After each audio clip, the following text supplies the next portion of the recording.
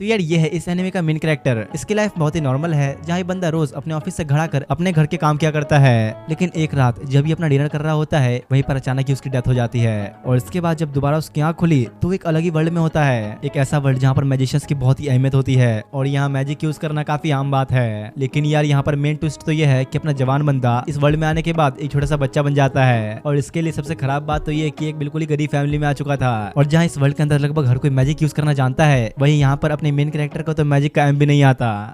इस एनिमे की शुरुआत एक लड़के से होती है जिसे काफी सारे लोग देख रहे थे। वो अपनी मैजिक का इस्तेमाल करते हुए अपने आसपास की जगह को बिल्कुल ही साफ कर देता है। असल में यार यहाँ पर थोड़ा खुदाई का काम चल रहा है और अपना मेन कैरेक्टर अपने मैजिक से इन लोगों की हेल्प कर रहा था। तभी वहाँ पर एक लड़का आकर उसकी तारीफ करता है क्योंकि इसने फाइटिंग टाइप के मैजिक को इस काम में इस्तेमाल किया है, जो कि काफी टफ होता है। इसके बाद टेलीपोर्टेशन मैजिक का इस्तेमाल करते हुए वो अपने घर आ जाता है, जहाँ पर इसकी खातिरदारी बड़ी अच्छी तरीके से होती है। यहाँ पर उसके स्वागत के लिए कुछ लड़कियां तैयार होती हैं और इस लड़की का नाम है एलिस। इन लोगों की ऐसी थोड़ी देर बातें चलती हैं, जिसके बाद अब वो वहाँ से उठकर अपने कपड़े चेंज करने के लिए जाता है। और यहीं पर वो सोचता है 10 साल हो चुके हैं, कितना कुछ बदल चुका है, मैंने तो अपना ऑफिस भी छोड़ दिया। और तब इसके पास का एक सीन दिखाया जाता है इसकी पिछली लाइफ का, जहाँ पर तब ये एक नॉर्मल सी जॉब किया करता था और हमेशा ऑफिस से आने के बाद वो घर के सारे काम खुद ही करता है। कुछ ही देर में ही यहाँ पर ये अपने लिए खाना बनाकर तैयार कर लेता है। लेकिन जैसे ही अब वो इसे खाने के लिए बैठा, उसकी आंखें धीरे धीरे बंद होने लगती है और इसी तरह अचानक बैठे बैठे ही उसकी वहीं पर डेथ हो जाती है। लेकिन तब इसके साथ कुछ अजीब होता है और जब इसकी आंखें खुलती हैं तो वो अपने सामने काफी बढ़िया खाना रखा देखता है। प्लेटें सजी हुई हैं, बढ़िया सा खाना और एक खूबसूरत सा माहौल। उस खाने को खाते वक्त उसे लगता है कि शायद उसके हाथ छोटे हो चुके हैं। और तब जैसे ये चेक करने के लिए उसने प्लेट में अपना चेहरा देखा तो वो देखता है कि अब तो वो एक छोटा सा बच्चा बन चुका है। और अभी आसपास बिल्कुल ही रईसों वाला माहौल था, जैसे ही कोई पार्टी चल रही हो। यहीं पर एक आदमी कुछ लोगों का इस पार्टी में आने के लिए शुक्रिया कहता है, क्योंकि आज उसके बड़े बेटे की शादी है। और इन सब लोगों की बातें अपने मेन कैरेक्टर को अच्छे से समझ भी आ रही थी, इसलिए उसे लगता है कहीं मैं सपने में तो नहीं आ गया, शायद मुझे दोबारा सो जाना चाहिए। वो अब एक कुर्सी पर बैठकर सो ही रहा था कि तभी एक आदमी उसे उठाते हुए कहता है, तुम ये कर क्या रहे हो, यहाँ पर क्यों बैठे हो, सारे मेहमानों को अपना इंट्रोडक्शन तो दो। असल में यार ये आदमी इसका फादर है और वो सबको अपने बेटे से मिलाते हुए कहता है, इससे मिलिए, ये है मेरा सबसे छोटा वाला बेटा। पर भाई यहाँ पर अपने मेन कैरेक्टर को तो अपने बारे में कुछ पता ही नहीं होता।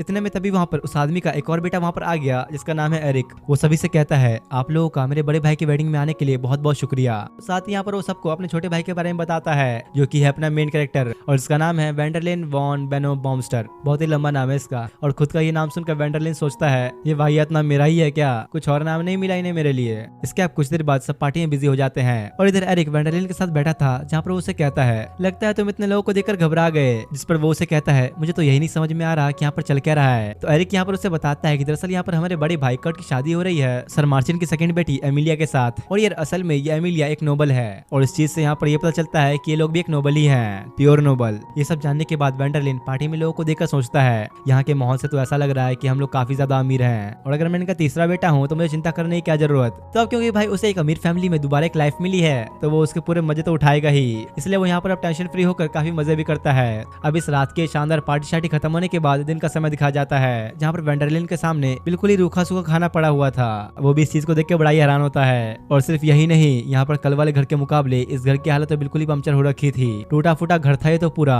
इसके कुछ देर बाद वेंडरलिन एरिक के पास जाके उससे पूछता है, कल तो हम लोग के पास इतना अच्छा घर था और खाना था, तो आखिर आज क्या हुआ, हम लोग यहाँ पर क्यों हैं। तो एरिक उसे कहता है, देखो अगर तुम एक नोबल हो तो तुम्हारी शान शौकत और रईसी होनी चाहिए, लेकिन अगर तुम्हारे पास ये सब नहीं है तो तुम्हें जताना तो पड़ेगा ही। यानी कि दुनिया को बस दिखाने के लिए हम लोग अमीर हैं, लेकिन असलियत तो ये है कि हम लोग बहुत ही ज्यादा गरीब हैं। और कल जो सारे शानदार खाने लगे थे वो इसलिए थे क्योंकि इनके बड़े भाई कर्ट की शादी हो रही थी, बस सिर्फ उसके लिए ही हुआ थे सारा इंतजाम। क्योंकि सच तो ये है कि ये लोग प्योर नोबल तो हैं पर काफी गरीब भी हैं। तभी वेंडरलिन अपने हाथों पर अपने भाइयों की गिनती करते हुए कहता है, हम लोग टोटल 3 भाई हैं, तो शायद हम लोग मिलकर कुछ कर सकते हैं, उतनी दिक्कत नहीं होगी हमें। लेकिन असल में यार इसे भी कुछ पता ही का क्योंकि तब वहाँ पर उसका चौथा भाई आता है, जिसका नाम है हेलमेड, जो देखकर वेंडरलिन सोचता है, ओ तो लगता है मैं 4th सन हूँ, यानी कि चौथा बेटा। पर तभी इतने में ही वहाँ पर उसका एक और भाई आ गया, जिसका नाम है पॉल। तो अब वो सोचता है इसका मतलब मैं 5th सन हूँ। लेकिन यार तब धीरे धीरे उसके और भी भाई यहाँ पर पहुंच जाते हैं, जो देखकर वेंडरलिन कहता है, अरे हम लोग ऑलरेडी इतने गरीब हैं और हम लोग तो टोटल 8 भाई हैं। हाँ यार ये लोग टोटल 8 हैं और इन 8 के 8 भाइयों में सबसे छोटा है हमारा मेन कैरेक्टर वेंडरलिन। लगता है इन लोगों के फादर ने काफी मेहनत की है,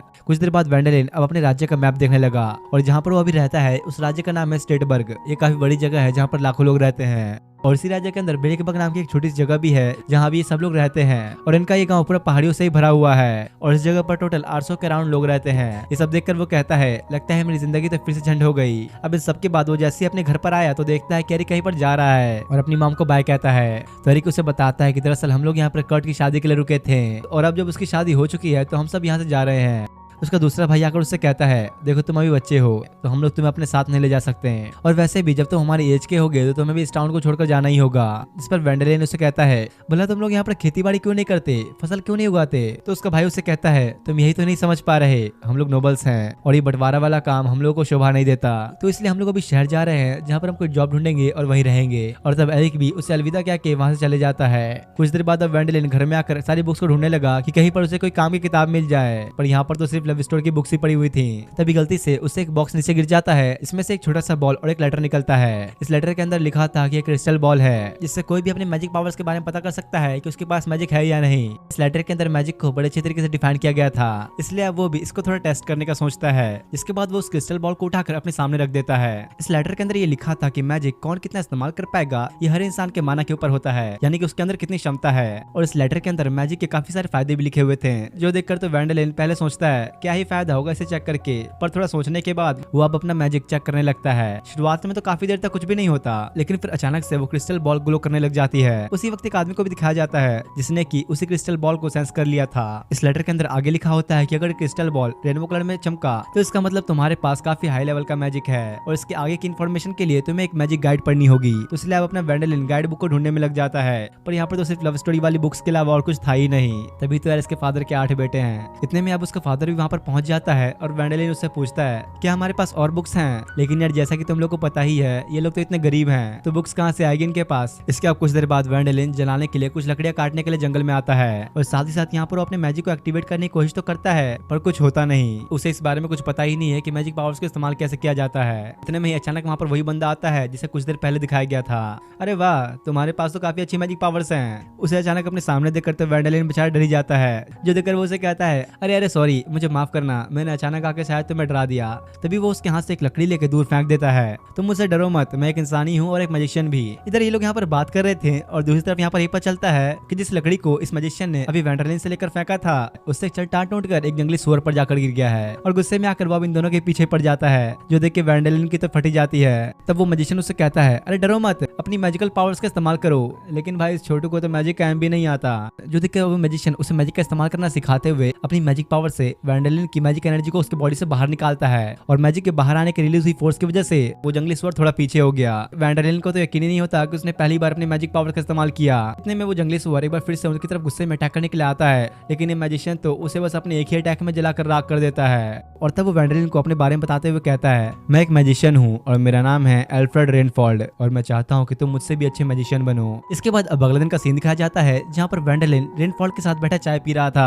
असल में यार बात यह है कि रेनफोल्ड को एक अच्छा स्टूडेंट चाहिए जिसे वो मैजिक सिखा सके और उसे वो खुद से भी ज्यादा पावरफुल बनाना चाहता है। यही वजह है कि इस वक्त वो वेंडेलिन को मैजिक सिखाना चाह रहा है और भाई वैसे भी इसे भी तो मैजिक सीखना ही था, तो मना तो करेगा नहीं। रेनफोल्ड उसे कहता है मेरी एक शर्त है, मैं तुम्हें मैजिक सिखाऊंगा लेकिन तुम ये बात किसको बताओगे नहीं, क्योंकि अगर लोगों को इस बारे में पता चला तो वो डायरेक्ट तुम्हें ही अपना नया लॉर्ड बना देंगे, यानी कि नया किंग। जो सुनकर वेंडेलिन को कुछ समझ नहीं आता। तो रेनफोल्ड उसे बताता है कि असल में इस वर्ल्ड के अंदर एक मैजिशियन के पास नॉर्मल लोगों के मुकाबले काफी ज्यादा पावर्स होती हैं, तो अगर किसी को ये पता चला कि तुम मैजिक इस्तेमाल करते हो तो बिना सोचे समझे तुम्हें अपना नया लॉर्ड बना देंगे। लेकिन भाई अभी अपना मेन कैरेक्टर बच्चा ही तो है, तो इतनी बड़ी जिम्मेदारी वो कैसे संभाल पाएगा भला, इसलिए उसे मैजिक सीखने वाली बात सबसे छुपा कर रखनी होगी। जिसके बाद अब रेनफोल्ड वेंडेलिन की ट्रेनिंग शुरू करता है। वो उसे अपना हाथ पकड़ने को कहता है और अपने आसपास की एनर्जी को मैजिक में यूज करने का तरीका बताता है और धीरे धीरे ऐसे करते करते वेंडेलिन को रेनफोल्ड की मैजिकल एनर्जी फील होने लगती है, जो कि इस वक्त बहुत ही ज्यादा थी। तब रेनफोल्ड उसे कहता है वैसे तो तुम मेरी माना की एनर्जी का लेवल मैच नहीं कर पा रहे, पर इसका मतलब ये नहीं कि तुम कम हो। इधर वेंडेलिन के फादर को दिखाया जाता है जहाँ पर उन्हें वो मैजिक कैलकुलेट करने वाला क्रिस्टल मिल जाता है। वो कर्ट को बुलाकर उससे पूछते हैं क्या तुमने इस क्रिस्टल बॉल को निकाला था, जिस पर कर्ट उन्हें मना कर देता है। तब उसके फादर को याद आता है कि कल तो वेंडेलिन यहाँ पर आकर कुछ कर रहा था, तो कहीं ऐसा तो नहीं कि उसके पास मैजिक पावर्स हैं। पर इन लोगों को इस बात पर ज्यादा यकीन नहीं होता, क्योंकि इन्हें लग रहा था कि वेंडेलिन तो छोटा बच्चा है, उसके पास कहाँ ही मैजिक होगा। इसके बाद अब अगले दिन का सीन दिखाया जाता है जहाँ पर वेंडेलिन फायर मैजिक की प्रैक्टिस कर रहा था। बहुत जल्दी सीख रहा है ये तो। इतने में अब रेनफोल्ड भी वहाँ पर आता है और वो अपने साथ कुछ सब्जियां लेकर आया था। असल में वो ये वेंडेलिन को देने के लिए लाया है ताकि वो इसे घर पर पर ले जा सके। इससे अब वेंडरलिन घर पर यह बहाना बना पाएगा कि वो सब्जियां लेने जंगल में जाता है। इससे कोई इस पर शक भी नहीं करेगा और वो भी अब रेनफॉल की बात मान के ऐसा ही करता है। सारी सब्जियों को घर पर लेकर आता है, जो देख के उसे घर में हर कोई खुश हो जाता है, क्योंकि इन लोगों के लिए ताजी सब्जियां खाना इतना भी आसान नहीं होता। कभी कभी मिलती है इन लोगों को इतनी अच्छी सब्जियां खाने को। अगले सीन में रेनफॉल को दिखाया जाता है, जो कि वेंडरलिन को सिखा रहा था कि वो कैसे हवा को महसूस करके आसपास की चीजों का पता लगा सकता है। तो वो भी अब उसके सिखाए हुए पे अच्छे से प्रैक्टिस करता है। इससे वेंडरलिन कभी भी हवा में होने वाली वाइब्रेशन से ये पता लगा सकता है कि उसके सामने क्या है। और यहीं पर उड़ते हुए तो वेंडरलिन एक चिड़िया को ही मार देता है। इतने प्रैक्टिस करने के बाद अब ये लोग लंच करने के लिए बैठते हैं, जहाँ पर रेनफॉल वेंडरलिन को जंगल में ज्यादा अंदर जाने से मना करता है, क्योंकि इस जंगल में मॉन्स्टर्स का बहुत ही ज्यादा खतरा है। उनसे जो भी टकराता है वो कोई भी जिंदा वापस नहीं आ पाता।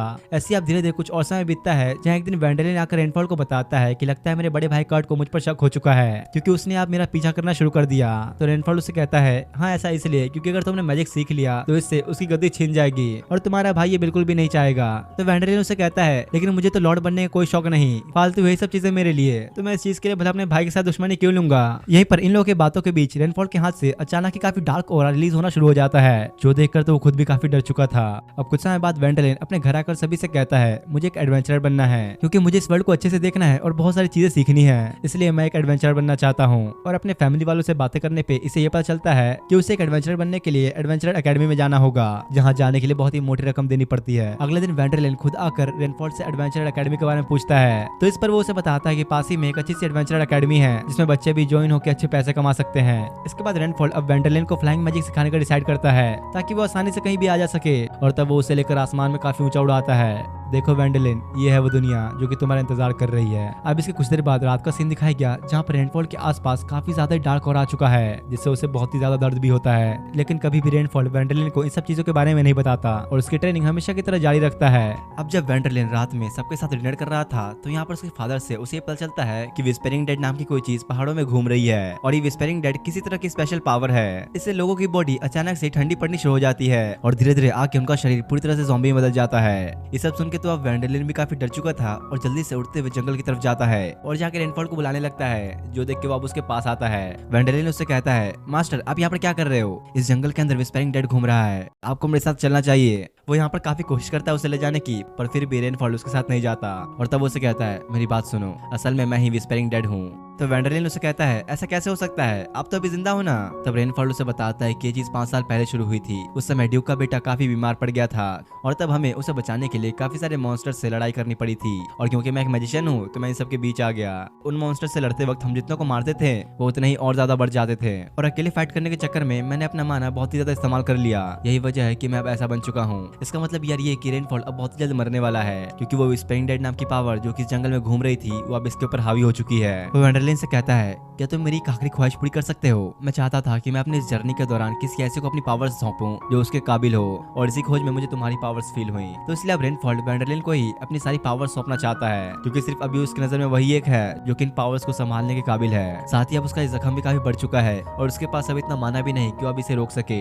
रेनफॉल वेंडरलिन से कहता है देखो अब इससे पहले कि मैं बाकी लोगों के लिए खतरा बनूं तुम मुझे खत्म कर दो, इसी में हम सबका भला है। तो अब उसके कहे अनुसार वेंडरलिन अपनी पावर्स का यूज करना शुरू करता है, जिससे रेनफॉल के शरीर से बहुत ही तेजी से माना निकलना शुरू हो जाता है, और तब वेंडरलिन को भी अपने मास्टर के साथ बिताए हुए पुराने दिन याद आने लगते हैं। वो रेनफॉल का हर चीज के लिए शुक्रिया करते हुए कहता है अब मैं आपको हमेशा हमेशा के लिए आजाद कर रहा हूँ। आखिरी वक्त में रेनफॉल कहता है तुम तो सच में वही हो जिसकी मैं तलाश कर रहा था हमेशा से, और धीरे धीरे अब रेनफॉल वहाँ से पूरी तरह से गायब हो जाता है। इसके अब कुछ दिन बाद का सीन दिखाया गया, जहाँ पर वेंडरलिन अपनी एडवेंचर बनने की जर्नी पर निकल चुका है, और अब इसके सीधा 8 साल बाद का सीन दिखाया जाता है, जहाँ वेंडरलिन अब थोड़ा बड़ा हो गया है और एक न्यू एकेडमी के अंदर एडमिशन भी ले चुका है। टीचर के कहने पर सभी यहाँ पर अपना अपना इंट्रोडक्शन देते हैं, साथ में वेंडरलिन भी। कुछ देर बाद अब इनका टीचर इन्हें पार्टी रजिस्ट्रेशन फॉर्म देता है, क्योंकि 1 महीने बाद इन सभी को पार्टीज में काम करना होगा, यानी कि टीम में। तो अभी से ही ये लोग इस फॉर्म के जरिए अपने टीममेट्स को चुन सकते हैं। अब कुछ देर बाद का सीन दिखाया गया, जहाँ पर वेंडरलिन लंच कर रहा था और कुछ बच्चे उसे ही देखने लगते हैं। असल में यार बात यह है कि अपना हीरो एक मैजिक यूजर है, जो कि काफी रेयर चीज है। इन लोगों की बातों से पता चलता है ये एकेडमी का इंस्ट्रक्टर ने भी वेंडरलिन को सिखाने से मना कर दिया,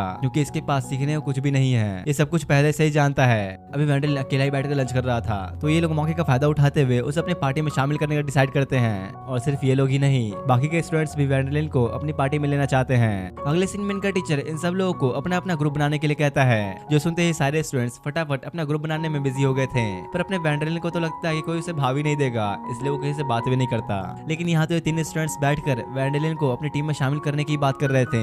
इस लड़की का नाम है लुइस, इस लड़के का एरविन और इसका लिन। इन लोगों को ये लगता है कि वेंडेलिन जरूर अपने से ज्यादा पावरफुल से ही फाइट करना चाहता है। यहीं पर लिन उनसे कहती है जब तक हम लोग उसके इतने पावरफुल नहीं हो जाते वो हमारी टीम में नहीं आने वाला।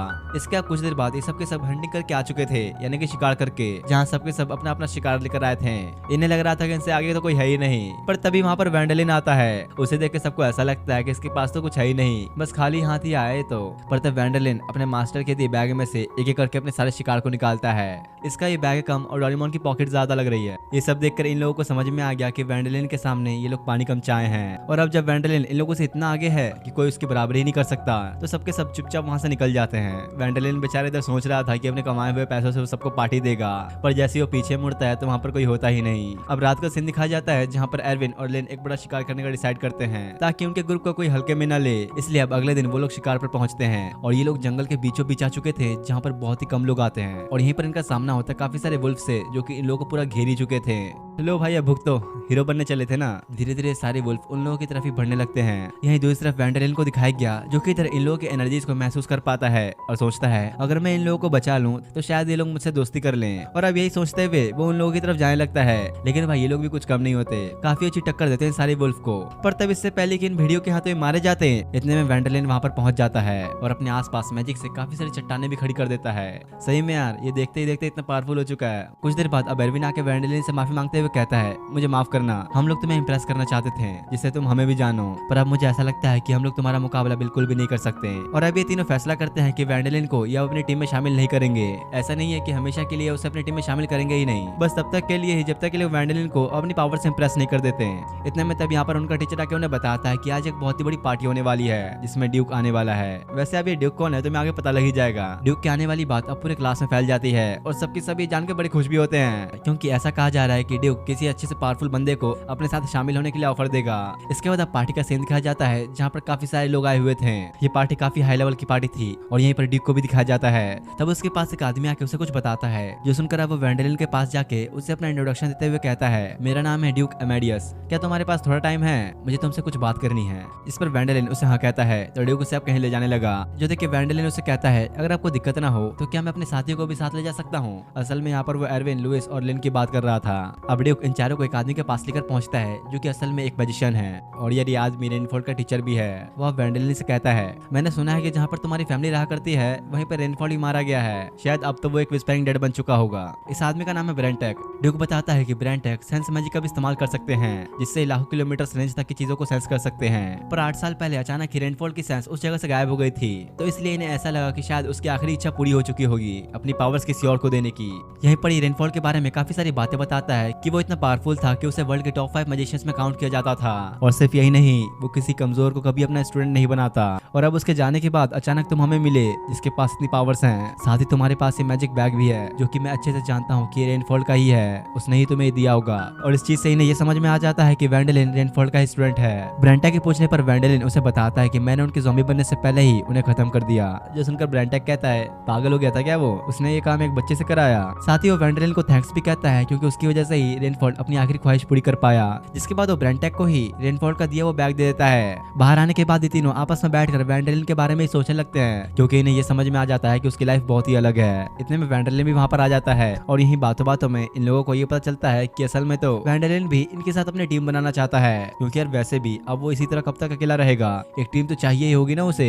वो उनसे कहता है मुझे तुम लोगों के साथ सच में काफी मजा आएगा। इतने में तब ड्यूक पीछे से आता है और उसे कहता है हमने तुम्हारे 2000 सप्लाईज में से सिर्फ 20% ही लिया है। ये ड्यूक यहाँ पर उन सप्लाईज की बात कर रहा है जो कि रेनफॉल के बैग में से निकले थे। उस बैग के अंदर टोटल 2000 सप्लाईज थे जो कि रेनफॉल ने वेंडेलिन को एज अ गिफ्ट दिए थे और इसकी टोटल वैल्यू है लगभग 1000 गोल्ड कॉइंस। और इस वर्ल्ड के अंदर एक गोल्ड कॉइन की कीमत है 1 मिलियन येन। जो सुनकर तो वेंडेलिन भी बिल्कुल ही हैरान होता है। ब्रेंटेक उसे कहता है रेनफॉल का खुद का एक स्टेट था और अब जब वो नहीं रहा तो हम वो तुम्हें देना चाहते हैं क्योंकि उसने तुम्हें ही चुना है। जिसके बाद अब एक बड़े से मैंशन को दिखाया जाता है जो कि था तो पहले रेनफॉल का पर अब अपने छोटू का हो चुका है। लेकिन भाई मैंशन इतना बड़ा है तो वो अकेला रहकर यहाँ पर करेगा क्या, कुछ पार्टनर्स भी तो चाहिए होंगे उसे। और तब उसे अपने सामने पार्टी बनाने वाला फॉर्म रखा दिखता है। इसके बाद अब अगले दिन का सीन दिखाया जाता है जहाँ पर वेंडेलिन और उसके सारे साथी शिप पर थे और ये सब लोग जा रहे हैं अपने वेंडेलिन के भाई की शादी में। 8 भाई है ना इसके, सबकी शादी अभी तो होंगी अब। और इसके जिस भाई की अभी शादी हो रही है उसका रिश्ता काफी ग्रैंड फैमिली के अंदर जुड़ा है, यानी कि एक अच्छी खासी नामी फैमिली से। और तुम लोगों को क्या लग रहा है इनकी शिप पानी में चल रही है? नहीं, असल में तो ये हवा में उड़ रही है, इसलिए एरविन की भी यहाँ पर डर के मारे फटी हुई थी। इन लोगों के साथ ब्रेंटेक भी है जो कि अपने किसी काम से इनके साथ जा रहा है। ये लोग आपस में बातें कर रहे थे कि तभी अचानक से उनकी शिप के पास एक बहुत ही बड़ा ड्रैगन आ जाता है, जिससे आप पूरे शिप में ही डर वाला माहौल बन जाता है। सबको यहाँ पर ब्रेंटेक पर यकीन था कि वो ही नहीं बचा सकता है, लेकिन यार यहाँ तो ब्रेंटेक को ही खुद पर यकीन नहीं होता, क्योंकि ये ड्रैगन एक अनडेड है और इसे बिना होली मैजिक के हराया नहीं जा सकता। पर तभी ब्रेंटेक सबको दिलासा देते हुए कहता है, तुम लोग चिंता मत करो, यहाँ पर एक और बहुत ही शानदार मैजिशियन है। और यार ब्रेंटेक यहाँ पर और किसी की नहीं बल्कि अपने वैंडलिन की ही बात कर रहा है, जो देखकर तो ये बेचारा और डर जाता है। अरे भाई तुम सब लोग मुझसे उम्मीद मत लगाओ, मेरे बस से बाहर है ये ड्रैगन। लेकिन थोड़ा सा मनाने के बाद आखिर में वो मान ही जाता है। ब्रेंटेक उससे कहता है, तब तक मैं शिप को प्रोटेक्ट करता हूँ और तुम उस ड्रैगन के ऊपर होली मैजिक का इस्तेमाल करना, बस यही तरीका है उसे हराने का। जिसके बाद अब वैंडलिन अकेला ही उस ड्रैगन के पास जाता है और इस ड्रैगन की पावर सही में काफी ज्यादा थी। वैसे एक तरह से देखा जाए तो वैंडलिन यहाँ पर अकेला नहीं है, ब्रेंटेक भी अपना मैजिक बैरियर बनाकर उसे प्रोटेक्ट करता है। इधर वैंडलिन अब अपना अटैक तैयार करने लगता है, लेकिन इस चीज में उसे काफी समय लग रहा था और इसी बात का फायदा उठाते हुए ये ड्रैगन उस पर लगातार अटैक करता ही रहता है। पर कुछ देर के अंदर ही अब वैंडलिन ने भी अपना अटैक कर ही दिया, जिसका उस ड्रैगन के ऊपर असर तो होने लगता है, पर फिर वो वैंडलिन को 2-3 फटके मार ही देता है। लेकिन ये अटैक अपने वैंडलिन का था, तो ये ड्रैगन इतना आसानी से उसे बच कैसे जाता। देखते ही देखते थोड़ी देर के अंदर ही उस ड्रैगन के टुकड़े टुकड़े हो जाते हैं और वो अब नीचे गिरने लगता है। लेकिन यहीं पर वैंडलिन की नजर उस ड्रैगन की बॉडी से निकली रेड क्रिस्टल पर पड़ती है, जिससे धीरे धीरे वो अट्रैक्ट होने लगता है। इसके कुछ देर बाद अब सब मिलकर शिप पर पार्टी करते हैं, ड्रैगन के हारने की पार्टी। यहीं पर ब्रेंटेक बैठा ही हुआ था कि तभी उसके पास एक आदमी आता है जिसका नाम है एल्डर, और ये ब्रेंटेक के बचपन का पुराना साथी है। इस सिटी के अंदर बहुत ही नामी मर्चेंट है, यानी कि व्यापारी। कुछ देर बाद अब सब शिप से नीचे उतरते हैं, जहाँ ब्रेंटेक को इस सिटी के अंदर थोड़ा काम था, इसलिए वो वहाँ से चला जाता है। और उसके जाते ही यहाँ पर काफी सारे सोल्जर्स आ जाते हैं। तब उनमें से एक नीचे झुकते हुए वैंडलिन से कहता है, आपने उस ड्रैगन को हराकर बहुत ही बड़ा काम किया है, इसलिए हमारे लॉर्ड कैसल में आपका इंतजार कर रहे हैं। सीधे सीधे कहा जाए तो वैंडलिन को उनकी तरफ से एक इनविटेशन आया है, जिसके बाद अब वैंडलिन उस सोल्जर के साथ लॉर्ड से मिलने जाता है, जहाँ पर काफी अच्छे से उसका स्वागत किया जाता है। एल्टर और वैंडलिन लॉर्ड को देखते ही उनके सामने अपना सर झुका लेते हैं, जो देखकर वो वैंडलिन से कहता है, अरे ये क्या, तुम तो अभी काफी यंग हो, तुमने उस एंशिएंट ड्रैगन को हराया और हमारे शिप पर काफी सारे पैसेंजर्स की जान बचाई, ये काफी सम्मान की बात है, इसलिए मैं अब अपनी तरफ से तुम्हें एक मेडल देना चाहता हूँ। और यार इस मेडल के मिलने के बाद ये एक बैरोनेट बन जाएगा। वैसे ये बैरोनेट होता क्या है तो मुझे भी नहीं पता। इधर अब इन तीनों को दिखाया जाता है जहाँ पर सब एरिक के घर पर आए हुए थे। ये लोग आपस में वैंडलिन के बारे में ही बात कर रहे थे और ब्रेंटेक उनसे कहता है, तुम लोग अब बस देखते जाओ, वैंडलिन अब काफी बड़ी ऊंचाई को छूने वाला है। असल में बात यह है कि अगर वैंडलिन बैरोनेट बना तो वो अपने फादर से भी आगे निकल जाएगा। सीधे सीधे बोला जाए तो बैरोनेट एक काफी ऊंची पोस्ट है, तो इसलिए अब लीना को लगता है कहीं ऐसा ना हो वो बैरोनेट बनने के बाद हमारे साथ ही रहना बंद कर दे। तो ब्रेंटेक उसे कहता है, अरे चिंता मत करो, उसे जहाँ रहना अच्छा लगेगा वहाँ पर रह सकता है, क्योंकि उसके ऊपर किसी तरह की भी जबरदस्ती नहीं होगी। जो सुनकर ये लोग काफी खुश होते हैं, लेकिन एरिक उनसे कहता है, इतना भी खुश मत हो, अभी तो बस शुरुआत है। इधर अब कैसल का सीन दिखाया जाता है जहाँ पर ड्रैगन की हड्डियों की बोली लग रही थी, क्योंकि वो ड्रैगन सदियों पुराना था, इसलिए उसके बॉडी पार्ट्स भी बड़े कीमती हैं। यहाँ कैसल के अंदर भी ड्रैगन के उसी रेड क्रिस्टल को लेकर मोल भाव चल रहा था, क्योंकि भाई वैंडरलेन ने ही उस ड्रैगन को मारा है, तो हिस्सा तो उससे भी मिलना चाहिए। पर यहाँ तो लोगों में ही इस क्रिस्टल के बंटवारे को लेकर बातों बातों में ही बहस छिड़ जाती है, जो देखकर एल्टर वैंडरलेन को बताता है कि ये लोग तुम्हारा हिस्सा कम करने की कोशिश कर रहे हैं, क्योंकि तुम अभी एक बच्चे हो, तो इसलिए ये लोग नहीं चाहते कि तुम्हें इसमें से ज्यादा हिस्सा मिले। इसके बाद अब ये दोनों कैसल के बाहर जाने लगते हैं, जहाँ पर एक बंदा अपनी कुछ टेक्निक्स दिखाकर वैंडरलेन को इम्प्रेस करने की कोशिश करता है। और ये ऐसा इसलिए क्योंकि अब अपना छोटू एक नोबल बन चुका है और उसका ओहदा भी अब काफी ऊंचा हो गया है, तो इसलिए ये लड़का चाहता है कि वैंडरलेन उससे इम्प्रेस होकर उसे अपनी टीम में रख ले, यानी कि उसे अपने साथ रख ले। और वैसे भी जो मेडल अभी वैंडरलेन के पास है वो सदियों से किसी के पास नहीं रहा है, इसलिए अभी वैंडरलेन का ओहदा काफी हाई हो चुका है। साथ ही भाई अब तो काफी सारे व्यापारी भी वैंडरलेन के साथ अपना रिश्ता बनाने की कोशिश करेंगे, यानी कि वो अब अपनी बेटियों की शादी उसके साथ ही कराने की कोशिश करेंगे। इसके बाद अगले दिन वैंडरलेन अपने भाइयों से मिलने आता है, जहाँ ये सबके सब थोड़े उदास लग रहे थे, तो वो उनसे पूछता है, आखिर बात क्या है, तुम लोग ऐसे उदास क्यों हो? तो एरिक उसे कहता है, देखो अभी सबकी फैमिली के पास से उन्हें कुछ न कुछ गिफ्ट आया है, पर हमारी फैमिली वालों ने तो हमें कुछ भेजा ही नहीं। तभी वैंडरलेन का भाई उसे एक लेटर निकाल कर देता है, जो कि कर्ट की तरफ से आया है। लेटर के अंदर कर्ट ने लिखा था, अभी हमारे पास बिल्कुल भी पैसे नहीं है, इसलिए मैं चाहता हूँ कि एरिक तुम खुद ही पर कर दो वेडिंग गिफ्ट। तब वैंडरलेन उसे कहता है, क्या मैं आपकी शादी के लिए थोड़ा सा कंट्रीब्यूशन कर सकता हूँ, क्योंकि मैं अपनी तरफ से थोड़े से गिफ्ट देना चाहता हूँ। जिसके अब कुछ देर बाद उसके भाई की शादी होती है, जहाँ भाई अपने वैंडरलेन ने तो काफी एक्सपेंसिव गिफ्ट दिया था, काफी पैसे वाला हो गया भाई अपना। अब इसके कुछ देर बाद एल्टर एक छोटे से मटके के अंदर कुछ लेकर आता है, जो कि वैंडरलेन ने ही उससे मंगाई थी, पर उसे ये देखे यकीन नहीं होता कि एल्टर ये लेकर ही आ गया। जिसके बाद अब वैंडरलेन अपने दोस्तों को लेकर अपने घर आता है, जहाँ सभी किचन में आ चुके थे और यहाँ पर ये लोग कुछ बनाने की तैयारी कर रहे हैं। वैंडरलेन उन्हें बताता है कि आज हम लोग बनाने वाले हैं मीसो, और यहाँ पर इसने मीसो बनाने में उस चीज का इस्तेमाल किया है जो कि एल्टर ने उसे ला कर दिया था। वैसे तो यार इसे बनने में सालों लगते हैं, पर अपना छोटू तो मैजिशियन है ना, तो अपने मैजिक का इस्तेमाल करके सालों में बनने वाली चीज को वो कुछ मिनट्स में ही बनाकर तैयार कर देता है। और ये जो भी इसने ने बनाया था, पता नहीं क्या मीसो या क्या नाम था उसका, वो हर किसी को काफी पसंद आता है। इधर ये लोग मस्त अपनी छोटी सी पार्टी कर रहे थे और दूसरी तरफ उसी कैसल वाले आदमी को दिखाया जाता है जो कि बोलियां लगाने का काम कर रहा था और इसका नाम है मिस्टर एगमैंड। वो अपनी बेटी को बुला के उससे कहता है, मैंने तुम्हारे लिए एक हस्बैंड ढूंढ लिया है। और यहाँ पर भाई ये और किसी के नहीं बल्कि अपने वैंडरिन की ही बात कर रहा था। इसके बाद अगले दिन का सीन दिखाया जाता है जहाँ पर मिस्टर एगमैंड ने वैंडरिन को अपने घर पर चाय पीने के लिए बुलाया है। तब वैंडरिन यहाँ पर उनका शुक्रिया अदा करता है क्योंकि उनकी वजह से ही उसे लॉर्ड की तरफ से मेडल मिला था। वो लोग अब बैठ कर बातें ही कर रहे थे कि तभी एक लड़की वहाँ पर आती है और ये मिस्टर एगमैंड की ग्रैंड डॉटर है। इसका नाम है एलिस। एलिस को अपने बारे में बताते हुए वैंडरिन यहाँ पर कुछ नोटिस करता है। असल में बात यह है कि इस लड़की के पास मैजिक है, एक हीलिंग मैजिक जो कि ज्यादातर लोगों को हील करने काम आता है और इसके ऐसी मैजिक पावर को वैंडरिन ने नोटिस किया था। तब मिस्टर एगमैंड उससे बताते हैं कि अब ये मेनली चर्च में ही काम किया करती है, पर मैं चाहता हूँ कि एक नॉर्मल लड़की की तरह ही अपनी शादी करके एक नॉर्मल जिंदगी बिताए। तो वैंडरिन कहता है, अरे ये तो काफी अच्छी बात है, ये काफी ब्यूटीफुल भी है, आपको तो इसके लिए बहुत रिश्ते भी आए होंगे। इस पर मिस्टर एगमैंड कहता है, हाँ तुमने सही कहा, बहुत सारे लड़के इसके लिए रिश्ता भेजते रहते हैं। तो वैंडरिन उनसे यहाँ पर मजाक मजाक में कह देता है, अरे वाह, फिर तो मुझे भी आप उस लिस्ट में शामिल कर लो। लेकिन बेचारे को पता कहाँ था कि उसका ये मजाक उसके ऊपर ही भारी पड़ जाएगा। मिस्टर एगमैंड उसे कहते हैं, हाँ तो तुम इसे शादी कर सकते हो, वैसे तो ये बस अभी 12 साल की है, तो तुम लोग अपनी एंगेजमेंट कर लो, शादी तो बाद में भी हो जाएगी। और इसी तरह बस एक छोटे से मजाक की वजह से बेचारा वैंडरिन मिस्टर एगमैंड की जाल में फंस जाता है, यानी कि उसे अब एलिस से ही शादी करना होगा क्योंकि उसने हाँ जो कह दिया है। इसके कुछ देर बाद का सीन दिखाया गया जहाँ पर मिस्टर एगमैंड अपने बटलर को ये बताने लगते हैं कैसे उन्होंने चालाकी से वैंडरिन को अपना दामाद बना लिया। जो सुनकर वो बटलर उन्हें कहता है, ये तो सही नहीं है, पहले आपको उसकी फैमिली वालों से परमिशन लेनी चाहिए थी। लेकिन क्योंकि यार अब वैंडरिन की फैमिली के बारे में ज्यादा किसी को नहीं पता, तो बटलर एगमैंड से परमिशन मांगता है उनकी फैमिली के ऊपर नजर रखने के लिए। दूसरी तरफ यहाँ पर इधर वैंडरिन सबको अपना किस्सा सुना रहा था कि कैसे गलती से उसकी एंगेजमेंट हो चुकी है, यानी कि मिस्टर एगमैंड ने कैसे उसे धोखे में फंसा लिया, इसलिए यहाँ पर ये बेचारे गुस्से में था। अब तुम लोग इसे देख के ये सोच रहे होगे कि इसने ये जोकर वाली ड्रेस क्यों पहनी है, तो सोचते रहो फिर मुझे क्या। अब वैंडरिन उसी जोकर वाले गेटअप में ही एरविन के साथ एक स्वीट शॉप में आता है जहाँ एरविन यहाँ उसे कुछ कुकीज लेने के लिए कहता है उसकी होने वाली वाइफ के लिए। अब थोड़ी देर बाद लोग उस शॉप से निकलते हैं और रास्ते में वैंडरिन को वही लड़का दिखता है जो कि कुछ दिन पहले कैसल में उसे अपनी स्किल्स दिखा रहा था उसकी टीम में आने के लिए। उसे देखते ही जल्दी से वैंडरिन खुद को छुपाने की कोशिश करता है और उसका कोई फायदा नहीं होता, वो फिर भी उसे पहचान लेता है। उसने जैसे यहाँ पर वैंडरिन का नाम लिया, आसपास के लोगों को भी पता चल जाता है और इसलिए अब हर कोई वैंडरिन की टीम में आने के लिए अपनी अपनी मांग रखता है। कम समझ रहे हो क्या तुम इसे, बंदा फेमस हो चुका है, हर कोई इसे पहचानता है अब। लेकिन अचानक यहाँ पर इतनी भीड़ हो जाती है कि वैंडरिन चुपचाप वहाँ से निकल जाता है। घर में आने के बाद उसका बड़ा भाई एरिक उसे कहता है, तुम्हें अब किसी रिटेनर को रख लेना चाहिए, यानी कि ऐसा कोई जो कि वैंडरिन के काम को उसके साथ संभाल सके। ये सुन के अब एरविन उसे कहता है, ऐसी ही बात है तो फिर तुम मुझे ही अपने रिटेनर के तौर पर रख लो। तो वैंडरिन भी इसके लिए मान जाता है, जो देखकर तो एरविन बहुत ही खुश हो गया क्योंकि उसे अब वैंडरिन का रिटेनर बनने का मौका मिला है, जो कि उसके लिए काफी बड़ी बात है। इसके बाद अब वैंडरिन मिस्टर एगमैंड के घर जाता है, पर एगमैंड तो यहाँ पर उसके सामने बैठा था, तो अब उसे छुपने की कोशिश करता है। लेकिन बेचारा छुपने की कोशिश कर रहा था, कितने में एलिस वहाँ पर आकर उसे देख लेती है। तो वैंडरिन अब उसे लेकर चुपचाप घर की छत पे आ जाता है। दोनों यहाँ पर साथ में ही बैठे हुए थे और वो यहाँ उससे सीधा ही पूछ लेता है, तो हमारी एंगेजमेंट के बारे में क्या सोचती हो, क्या तुम्हें वो सही लगता है। तो एलिस उसे कहती है, हाँ इसमें कोई दिक्कत वाली बात नहीं है, मैं तो बहुत खुश हूँ कि तुम मेरे हस्बैंड बनोगे, भले ही मैं तुम्हें जानती नहीं, पर यहाँ पर हर कोई तुम्हारी ही तारीफ करता रहता है, और अगर तुम जैसा कोई मेरा हस्बैंड बनेगा तो ये तो मेरे लिए काफी गर्व की बात होगी। दूसरी तरफ यहाँ पर एरविन आके लीना और लुइस को बताता है कि वो अब वैंडरिन का रिटेनर बन चुका है। और भाई लौंडा इस बात से काफी खुश भी था, जो देख के अब इन दोनों को थोड़ी जलन होने लगती है और एरविन भी इन्हें चिढ़ा चिढ़ा के बड़ा खुश हो रहा था। लुइस और लीना साइड में आके एक दूसरे से कहते हैं, मेरा बस चले तो मैं तो इसे मार के यहीं पर गाड़ दूं, कुछ ज्यादा ही नहीं उड़ रहा ये। और ये बात यह है कि इन लोगों को उससे जलन इसलिए हो रही है क्योंकि एरविन अभी उनसे आगे निकल चुका है, तो इसलिए अब ये लोग आपस में डिसाइड करते हैं कि अब ये लोग वैंडरिन की राखेल बनेंगे ताकि एरविन को जला सके। और राखेल का मतलब होता है एक फीमेल असिस्टेंट। इसके बाद अब अगले दिन का सीन दिखाया जाता है जहाँ पर वैंडरिन एलिस के साथ लंच कर रहा था।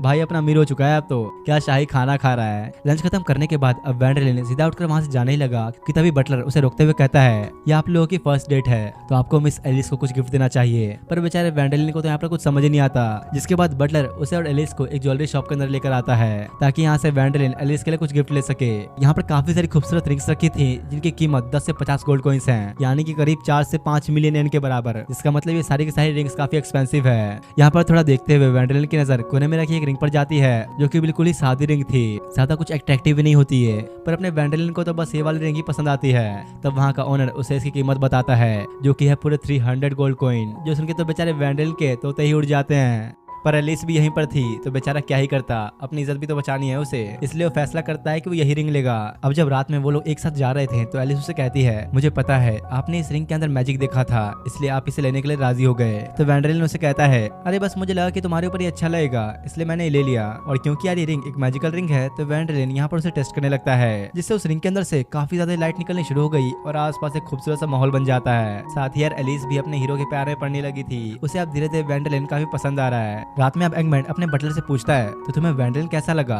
तो बटलर इस पर उसे कहता है, आज तक जितने भी लड़के मिस एलिस के लिए रिश्ता लेकर आए हैं वो उनके साथ बड़े ही सम्मान से बात करते हैं, जैसे कि मिस एलिस काफी बड़े ओहदे पर हो, पर ये लड़का वैंडरिन बाकियों का जैसा नहीं है, वो उन्हें बिल्कुल ही एक नॉर्मल गर्ल की तरह ट्रीट करता है, इसलिए मुझे लगता है कि ये लड़का सबसे अलग है। अगले दिन एरविन और लुइस बैठ के अपने अपने काम के बारे में बात कर रहे होते हैं कि तभी एलिस वहाँ पर आती है। ये अब यहाँ पर वैंडरिन से मिलने आई है। इस पर एरविन उसे कहता है, अरे माफ करना वो तो अभी कैसल गया हुआ है। तो एलिस कहती है, ठीक है कोई बात नहीं, वैसे क्या तुम लोग मुझे उसके बारे में कुछ बता सकते हो? दूसरी तरफ यहाँ पर वैंडरिन को दिखाया गया जो कि किंग के पास आया था और किंग यहाँ पर उसे एक ड्रैगन हंट करके लाने के लिए बोलते हैं। तो इस पर वैंडरिन भी हाँ कह देता है। असल में यार पेलगनी नाम की एक सिटी है जो कि डेवलपमेंट के लिए काफी अच्छी जगह है, लेकिन दिक्कत यहाँ पर यह है कि वहीं पर एक एंशिएंट ड्रैगन भी रहता है जिसने उस जगह को पूरी तरह से अपने कब्जे में कर रखा है। तो वैंडरिन यहाँ पर कहता है, तो क्या हम सिर्फ 2 लोग उस ड्रैगन से लड़ने जाएंगे? तो किंग उसे कहता है, अरे चिंता मत करो, तुम अकेले नहीं जाओगे। और इतने में तभी यहाँ पर एक आदमी आता है जिसका नाम है क्लैम्ड और उसके ब्रेंटैक से पहले से जान पहचान है। बंदा भाई काफी जोश में है, जो देखकर वैंडरिन कहता है, ऐसा लगता है कि काफी पावरफुल है और ये क्लैम्ड काफी रिस्पेक्टेबल मैजिशियन भी है, इसकी लोग काफी रिस्पेक्ट करते हैं। जिसके बाद अब तीनों ही उस ड्रैगन से भिड़ने के लिए उसी सिटी की तरफ निकल पड़ते हैं। दूसरी तरफ यहाँ पर वैंडरिन के घर का सीन दिखाया जाता है जहाँ पर उसके घर के बाहर काफी सारे लोग हल्ला करने लगते हैं उसकी आर्मी के अंदर शामिल होने के लिए, और अब इन लोगों को संभालने के लिए एक शानदार कमांडर चाहिए होगा। तो अब क्योंकि अपना वैंडरिन यहाँ पर नहीं है इसलिए उसके रिटेनर को ये सब करना चाहिए। शुरुआत में तो अरविंद भी इसके लिए तैयार नहीं होता पर फिर भी वो मान ही जाता है। इधर यहाँ वैंडरिन, क्लैम्ड और ब्रेंटैक उस ड्रैगन से लड़ने पहुंचते हैं जहाँ पर तभी वो खतरनाक ड्रैगन नीचे से निकलता है, जो देखकर क्लैम्ड जल्दी से खुद के लिए एक मैजिकल आर्मर तैयार कर लेता है और बहुत ही तेजी से जाकर उस ड्रैगन के ऊपर एक अटैक करता है। लेकिन वैंडरिन को तो ये देखकर यकीन ही नहीं होता कि मैजिकल पावर को भी किसी फिजिकल ऑब्जेक्ट में बदला जा सकता है। ब्रेंटैक उसे कहता है, तैयार हो जाओ अब तुम्हारी बारी। तो वैंडरिन भी अभी देख के अपना मैजिक इस्तेमाल करना शुरू करने लगा और क्लैम्ड के कहने पर वो तेजी से जाके उस ड्रैगन के ऊपर अटैक कर देता है। वैसे भी अब 3 वॉरियर्स के सामने ये ड्रैगन कहीं टिक पाने वाला था। उसे हराने के बाद वैंडरिन उसे अपने मैजिक बैग के अंदर कलेक्ट कर लेता है। तब क्लैम्ड उसे बताता है कि देखो, अगर तुम इसे नोबल्स को दोगे तो तुम्हें इस ड्रैगन का एक लिमिटेड अमाउंट ही मिलेगा, लेकिन अगर तुमने इसके ऑर्गन्स को ब्लैक मार्केट में बेचा तो काफी फायदे में रहोगे। अभी क्लैम्ड को ये जगह काफी शांत लगती है, लेकिन असली खतरा तो अब आने वाला है। अब वो चीज आने वाली है जिसने रेनफॉर्ड को मारने पर मजबूर कर दिया था। इधर यहाँ पर सारे सोल्जर्स को दिखाया जाता है जो कि मॉन्स्टर से लड़ने की वजह से काफी जख्मी हो चुके थे। असल में बात यह है कि अभी जिस जगह पर वैंडरिन ने ड्रैगन को मारा है उसी जगह पर सारे सोल्जर्स छोटे मोटे मॉन्स्टर से लड़ने का काम कर रहे हैं, क्योंकि उनके किंग ने जैसा हुक्म दिया सबको उस जगह को मॉन्स्टर से आजाद करना है। सिर्फ वो ड्रैगन ही नहीं और भी बहुत सारे मॉन्स्टर्स है इस जगह पर, इसलिए सारे सोल्जर्स से लड़ने का काम कर रहे हैं। साथ ही अब लड़ते हुए काफी सारे सोल्जर्स जख्मी भी हो चुके थे और अपनी एलिस इन्हें हील करने का काम करती है। अब कुछ देर बाद का सीन दिखाया जाता है जहाँ एक सोल्जर आके सभी को बताता है हीरोज वापस आ रहे हैं, उन्होंने उस ड्रैगन को हरा दिया। और इसके कुछ देर बाद वैंडरिन वहां पर आता है, लेकिन जैसी अब एलिस से मिलती है तो वो तो वहीं पर बेहोश हो जाती है। बेचारी अब काफी थक चुकी थी। कुछ देर बाद अब जब उसकी आंख खुलती है तो अपना वैंडरिन उसके सामने ही होता है और उससे कहता है, मैंने सुना है तुमने सोल्जर्स को हील करने में काफी मदद की, इन सब के लिए तुम्हारा बहुत बहुत शुक्रिया, तुम्हारी वजह से ही हर एक सिपाही अच्छे से लड़ पाया। ऐसी अब इन लोगों की बातचीत चली रही थी कि तभी वहाँ पर क्लैम्ड आके उसे कहता है, तो कैसी हो मेरी भतीजी? और यहीं पर ये पता चलता है कि क्लैम्ड इसका चाचा है। तुम लोग की तरफ वैंडरिन को भी ये बात अभी अभी पता चली है। इसके बाद अब वैंडरिन के घर को दिखाया जाता है जहाँ पर वैंडरिन के लिए एक बहुत ही शानदार पेंटिंग आई हुई थी। तो एरविन उसे बताता है कि जब तुम्हें प्रमोशन के बाद दूसरा मेडल मिला था तब हम लोगों ने ही तुम्हारे लिए ऑर्डर किया था। इतने वहाँ पर तभी एलिस आती है जो देखकर वैंडरिन अब उसी के पास चला जाता है, लेकिन लिन और लुइस को देख के अंदर ही अंदर थोड़ी जलन होने लगी थी। पर वो भाई अब कर भी क्या सकते हैं, इन दोनों की एंगेजमेंट तो हो ही चुकी है। तभी एलिस उसे पूछती है, क्या तुमने लिन और लुइस से भी एंगेजमेंट कर रखी है? जिस पर वैंडरिन उसे कहता है, अरे नहीं ऐसा नहीं है, कैसी बात कर रही हो तुम, भला तुम्हारे होते हुए मैं दूसरी लड़कियों के साथ कैसे रिलेशन बना सकता हूँ? तो एलिस कहती है, पर नोबल्स के लिए तो बहुत ही नॉर्मल बात है। और अब इनकी बातें सुन के लिन और लुइस अपना हाथ ऊपर करते हुए कहते हैं, हाँ अगर हमें मौका मिले तो हम भी वैंडरिन से शादी करना चाहेंगे। मतलब यार ये लोग भी मौके पे चौका मार रहे हैं। तब वैंडरिन अब एलिस की तरफ देखता है और वो उसे देख के हंसती है। तो अब वो कहता है, ठीक है अब से हम तीनों एक साथ रहेंगे, थ्रीसम होगा भाई अब तो। इसके बाद अगले दिन का सीन दिखाया जाता है जहाँ पर वैंडरिन के भाई हेलमेट की शादी हो रही है। अभी तो यार टोटल बस 3 की शादी हुई है, 5 की शादी तो हमारा बाकी है। यहाँ पर उसका एक और भाई बोलता है, अब तो हमसे लोग अपनी बेटी की शादी इसलिए कराना चाह रहे हैं ताकि वो वैंडरिन के रिलेटिव बन सके। देख रहे हो ना तुम लोग, ब्रांड बन चुका है अभी पूरा। तभी एरिक से यहाँ पर उसे पता चलता है कि एक मार्शल आर्ट टूर्नामेंट होने वाला है जो कि हर 3 साल में एक बार रखा जाता है। तो वैंडरिन कहता है, अच्छा ऐसा क्या, तो फिर तो मैं भी इसमें पार्टिसिपेट करना चाहूंगा। हाँ लेकिन तुम ये याद रखना कि इस कॉम्पिटिशन में मैजिक का इस्तेमाल नहीं कर सकते, सिर्फ फिजिकली फाइट करना होगा तुम्हें अपनी स्वॉर्ड से, क्योंकि ये एक तरह का स्वॉर्डमैनशिप कॉम्पिटिशन है। और क्योंकि यार वैंड्रेलिन को सिर्फ मैजिक ही आता है तो उसके लिए फिजिकली फाइट करना काफी मुश्किल हो सकता है। दूसरी तरफ यहाँ लिन, लुइस और एरविन की प्रैक्टिस चल रही थी, जहाँ बेचारा एरविन ढंग से कुछ कर ही नहीं पा रहा था, क्योंकि यहाँ लिन और लुइस के पास थोड़ा मैजिक तो था पर भाई एरविन के पास तो वो भी नहीं। तभी वो लोग वैंड्रेलिन को उड़ते हुए कहीं जाते हुए देखते हैं और सोचते हैं आखिर बात क्या है, ये अपने भाई की वेडिंग सेरेमनी छोड़कर आखिर जा कहाँ रहा है। और वैंड्रेलिन को देख के एरविन के अंदर भी अब एक बार फिर से जोश भर जाता है। अब रात में एक साथ डिनर करते वक्त लिन उससे पूछती है, मैंने सुना है कि तुम उस कॉम्पिटिशन में पार्टिसिपेट कर रहे हो। इस पर वो कहता है हाँ, और मैंने कुछ इन्फॉर्मेशन भी कलेक्ट की है इसके बारे में। और वो इंपॉर्टेंट इन्फॉर्मेशन ये कि वेरिन नाम का एक बंदा है जो कि पिछले 2 साल का विनर रह चुका है, वो अब इस टूर्नामेंट में पार्टिसिपेट नहीं कर रहा। इसका मतलब कि हम सबके जीतने के चांसेस काफी बढ़ जाएंगे।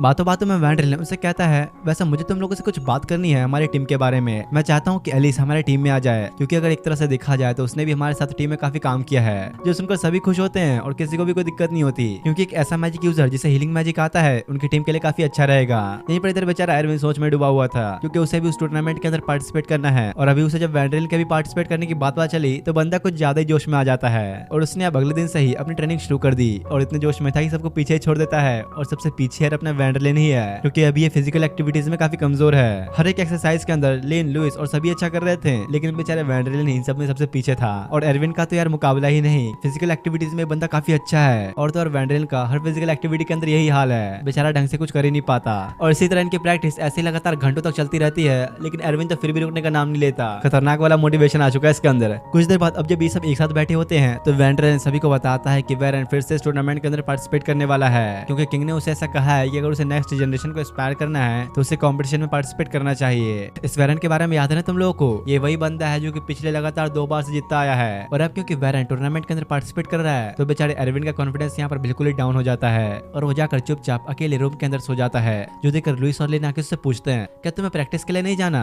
तो एरविन मना कर देता है। लुइस उसे कहती है, क्या हुआ, तुम तो इतनी मेहनत कर रहे थे और अब बस इस वेरन के आने से तुम हार मान रहे हो। असल में बात यह है कि एरविन को ये लगता है कि उसका वेरन से कोई मैच नहीं, और वो कहता है वैसे भी वो एक नोबल है और ऊपर से नाइट्स का कमांडर भी, तो इसलिए मेरे सामने उसके जीतने के चांसेस बहुत ही ज्यादा हैं। लुइस और लिन यहाँ पर उसे समझाने की कोशिश तो करते हैं, पर ये उल्टा उनके ऊपर ही गुस्सा हो जाता है। जिसके बाद अगले सुबह एरविन वैंड्रेलिन को अपने सामने बैठा देखता है और जाके उससे पूछता है, मुझे ये जानना था कि अगर मैं इस टूर्नामेंट के अंदर हार जाऊं तो क्या तुम मुझे अपनी टीम से निकाल दोगे? पर भाई ये वैंड्रेलिन तो यहाँ पर घोड़े बेचकर सो रहा था। तो एरविन कहता है, अरे उठ भी जा भाई, कितना सोएगा? और तब अचानक से ये उड़ते हुए एलिस का नाम लेता है, मतलब उसके सपने देख रहा था ये। और उठकर ये वैंड्रेलिन एलिस के बारे में बात करने लगा, जो सुनने के बाद एरविन जो कहने आया था अब वो नहीं कहता। वैंड्रेलिन को इतना नॉर्मल देख के उसके अंदर एक बार फिर से कॉन्फिडेंस आ जाता है और साथ में उसने जाके लुइस और लिन से भी माफी मांग ली थी। ऐसे अब कुछ दिन बीतने के बाद टूर्नामेंट वाला दिन आता है, जहाँ लोग तो पूरे स्टेडियम के अंदर ही भरे पड़े थे, सब यहाँ पर कंपटीशन के लिए बिल्कुल ही रेडी थे। पर भाई वैंड्रेलिन तो अभी तक सो ही रहा है, इसे कंपटीशन ही कुछ फिक्र ही नहीं है। इसके बाद अब टूर्नामेंट स्टार्ट होता है, जहाँ पहला राउंड होने वाला है अपने वैंड्रेलिन का,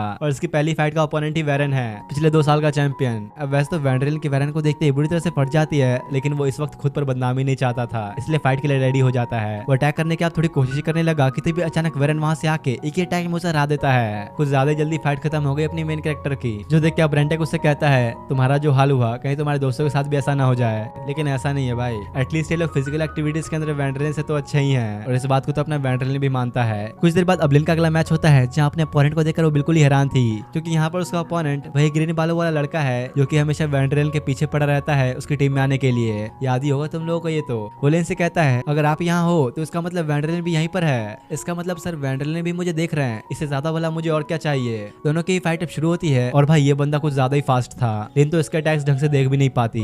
वो लिन से कहता है, आज तो मैं वैंड्रेलिन को दिखा कर रहा हूँ कि मेरी टेक्निक्स कितनी बेस्ट हैं, और भाई ये तो बस लिन को सिर्फ अपना एक ही अटैक करके हरा देता है। बेचारी अब ये भी हार के वापस आ गई। लुइस कहती है, मुझे लगा नहीं था कि इतना पावरफुल होगा, काफी अच्छी टेक्निक्स है उसकी। और एक बार फिर से ये लोग यहाँ पर बात कर रहे होते हैं और अपना वैंड्रेलिन सो रहा था। दूसरी तरफ यहाँ पर एरविन की फाइट दिखाई जाती है, जो कि अपने अपोनेंट को काफी अच्छी टक्कर दे रहा था, लेकिन इतने ही बीच में उसके हाथों में से अचानक से काफी दर्द होना शुरू हो जाता है। साथ ही भाई वेरन भी यहीं पर था, जो कि लगातार हर एक मैच जीत ही रहा है, और वो एरविन से आके कहता है, तो लगता है मेरा अगला मैच तुमसे होने वाला है, चलो देखते हैं कि कितना दम है तुम में। कुछ देर बाद लिन और लुइस एरविन की चोट पर पट्टियां बांध रहे थे, और लुइस उसे कहती है, क्या तुमने अपना लंच बॉक्स देखा? अगर नहीं देखा तो जल्दी देखो। असल में इन लोगों के लिए लंच की तैयारी वैंड्रेलिन नहीं की है, पूरी रात भर जागकर, यानी कि इनका लंच उसने ही बनाया है, इसलिए तो ये बेचारा इतना सो रहा था, क्योंकि उसे ये अच्छी तरह से पता था कि वो एक भी मैच नहीं जीत सकता, तो कम से कम उसे अपनी टीम के लिए कुछ करना था, इसलिए उसने ही ये सारा लंच तैयार किया है। दूसरी तरफ यहाँ पर सारे पार्टिसिपेंट्स पूरी मेहनत में लगे थे, प्रैक्टिस कर रहे थे अपने मैचेस के लिए। इधर यही लुइस वैंड्रेलिन को अपने मेंटर के पास लेकर जाने लगती है और उसे बताती है कि उन्होंने कहा है कि वो हमें अकेले में सिखाएंगे, और वो लोग उससे मिलने के लिए काफी देर तक इसी तरह चलते ही रहते हैं, जो देखकर वैंडरेन गुस्से में पूछता है, तो आखिर है कहाँ तुम्हारा ये मेंटर? बस इतनी देर से हम लोग सिर्फ चल रहे हैं। तभी उन्हें कुछ अजीब आवाज सुनाई देती है और उनके सामने क्लैम्ड आता है। यही है लुइस का मेंटर, जो देखकर तो वैंडरेन अपना मुंह ही बना लेता है। बेचारे को ये उम्मीद ही नहीं थी कि उसे क्लैम्ड से ट्रेनिंग लेनी पड़ेगी। दूसरी तरफ यहाँ पर इधर कर्ट और उसके फादर को दिखाया जाता है, जो कि खेतों में काम कर रहे थे। तभी एमिली आकर उन्हें बताती है घर पर कुछ लोग आए हैं वैंडरेन के बारे में बात करने के लिए, जो सुनकर पता नहीं क्यों पर कर्ट काफी चिढ़ जाता है। पर फिर भी वो घर आता है, जहाँ पर वो आदमी उसे एक लेटर देता है जो कि लॉर्ड के छोटे भाई की तरफ से आया था। लेकिन कर्ट तो उसे पढ़ता भी नहीं और कहता है ये पक्का फिर से कोई इन्विटेशन लेटर होगा, तुम ही से पढ़ो, अब हमारा वैंडरेन से कोई भी लेना देना नहीं है। और अब जैसे एमिली इस लेटर को पढ़ती है तो वो तो बिल्कुल ही हैरान हो गई और कर्ट को बताती है कि वैंडरेन एक डंजन के अंदर मर चुका है। अब इसके बाद कुछ दिनों पहले का सीन दिखाया गया, जहाँ पर वैंडरेन बताता है आखिरकार 3 साल की प्रैक्टिस के बाद मैं एक एडवेंचर बन ही चुका हूँ। और आज इसने अपने मास्टर का क्लोव पहना था, यानी कि रेनफॉल का, जो कि काफी जच भी रहा है इस पर। वैंडरेन आज बड़ा ही खुश दिख रहा था, तो एलिस उसे पूछती है आखिर बात क्या है, आज इतने खुश हो तुम? तो वैंडरेन कहता है अरे हाँ, ऐसा है इसलिए क्योंकि आज मुझे आजादी मिलने वाली है, मुझे अब किसी की भी सुनने की जरूरत नहीं, बस मजा ही करने आप तो। तभी ब्रेंटा आके उसे कहता है तुम्हारी खुशी भंग करने के लिए माफ करना, पर तुम्हारे लिए काम आया है, ये एंशिएंट डंजन्स के बारे में है, और तो और ये ऑर्डर सीधा किंग की तरफ से आया है। जिस पर वो कहता है अरे यार कुछ भी हो जाए पर मेरी लाइफ नहीं बदलने वाली। इसके बाद ये सब लोग एक डंजन की तरफ जाने लगते हैं, जो कि साइज में काफी बड़ा होता है। धीरे धीरे अब सब काफी अंदर जाने लगे, जहाँ पर ब्रेंटा ने बताता है ये गुफा तब डिस्कवर हुई थी जब हमने 3 साल पहले उस ड्रैगन से फाइट किया था।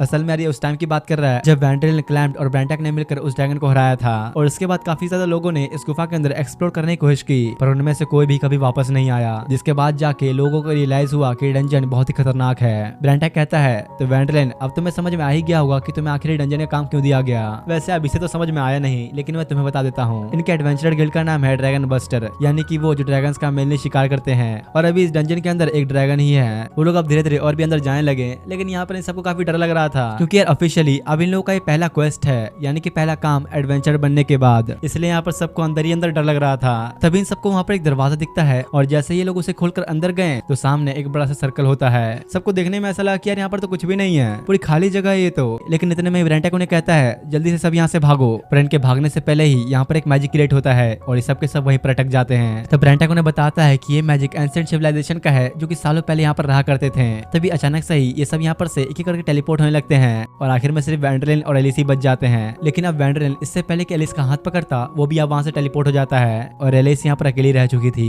पर अब कुछ देर बाद दिखाया गया जहाँ पर एलिस अब सबके साथ थी। यहाँ एक बोर्ड के ऊपर लिखा था welcome to the reverse hanging. असल में ये एक तरह का ट्रैप है एंशिएंट सिविलाइजेशन का, ताकि जो घुसपैठी यहाँ पर आते हैं वो डायरेक्ट इस डंजन के बीचों बीच आकर फंस जाएं। लुइस वैंडरेन से कहती है तुम अपने टेलीपोर्टेशन मैजिक का इस्तेमाल क्यों नहीं करते? लेकिन यार मेन बात तो यही है कि वैंडरेन यहाँ पर अभी ऐसा कर ही नहीं सकता, क्योंकि टेलीपोर्टेशन मैजिक इस्तेमाल करने के लिए जहाँ जाना होता है उस जगह के बारे में कुछ पता होना चाहिए। पर अभी तो इन्हें यही नहीं पता कि लोग आखिर है कहाँ पे। लुइस पूछती है तो अब क्या करें? जिस पर वैंडरेन कहता है सामने सीढ़ी दिख रही है ना तुम सबको, तो बस चलते रहो और क्या। अब जैसे ये लोग उन सीढ़ियों से ऊपर पहुंचते हैं तो देखते हैं कि कमरे के अंदर काफी सारे वॉरियर्स खड़े होते हैं। ये लोग अभी जागे नहीं है, पर अब इससे पहले के बेचारे भाग पाते गेट ही बंद हो जाता है। ब्रेंटा कहता है अब हम फंस ही चुके हैं, देखो ये सारे जाग भी गए। जो देख के अभी सब जल्दी से अपना अपना मैजिक तैयार करके अटैक करने के लिए रेडी हो जाते हैं। अरविंद कहता है चलो अब वक्त आ चुका है, हमने इन 3 सालों में जो सीखा वो दिखाने का। और सब एक साथ इन सभी वॉरियर्स पर टूट पड़ते हैं, जहाँ पर ये सारे काफी अच्छी टक्कर भी दे रहे थे, और ब्रेंटा इन सबको अपनी शील्ड से प्रोटेक्ट कर रहा था। तभी लुइस भी अब अपना अटैक तैयार करती है, जिससे उसने काफी सारों को बस एक बार में ही खत्म कर दिया। और ऐसे करते करते ये लोग मिलकर इन सबको खत्म कर देते हैं। तभी लिन को सामने की तरफ काफी सारे इंसानों के कंकाल दिखते हैं, जिसका मतलब ये है कि ये सब वो एडवेंचर्स हैं जो कि यहाँ पर आए थे पर वापस जा नहीं पाए। इतने में लुइस वहाँ पर आकर गेट पर देखती है, जहाँ से और भी सारे वॉरियर्स आ रहे थे,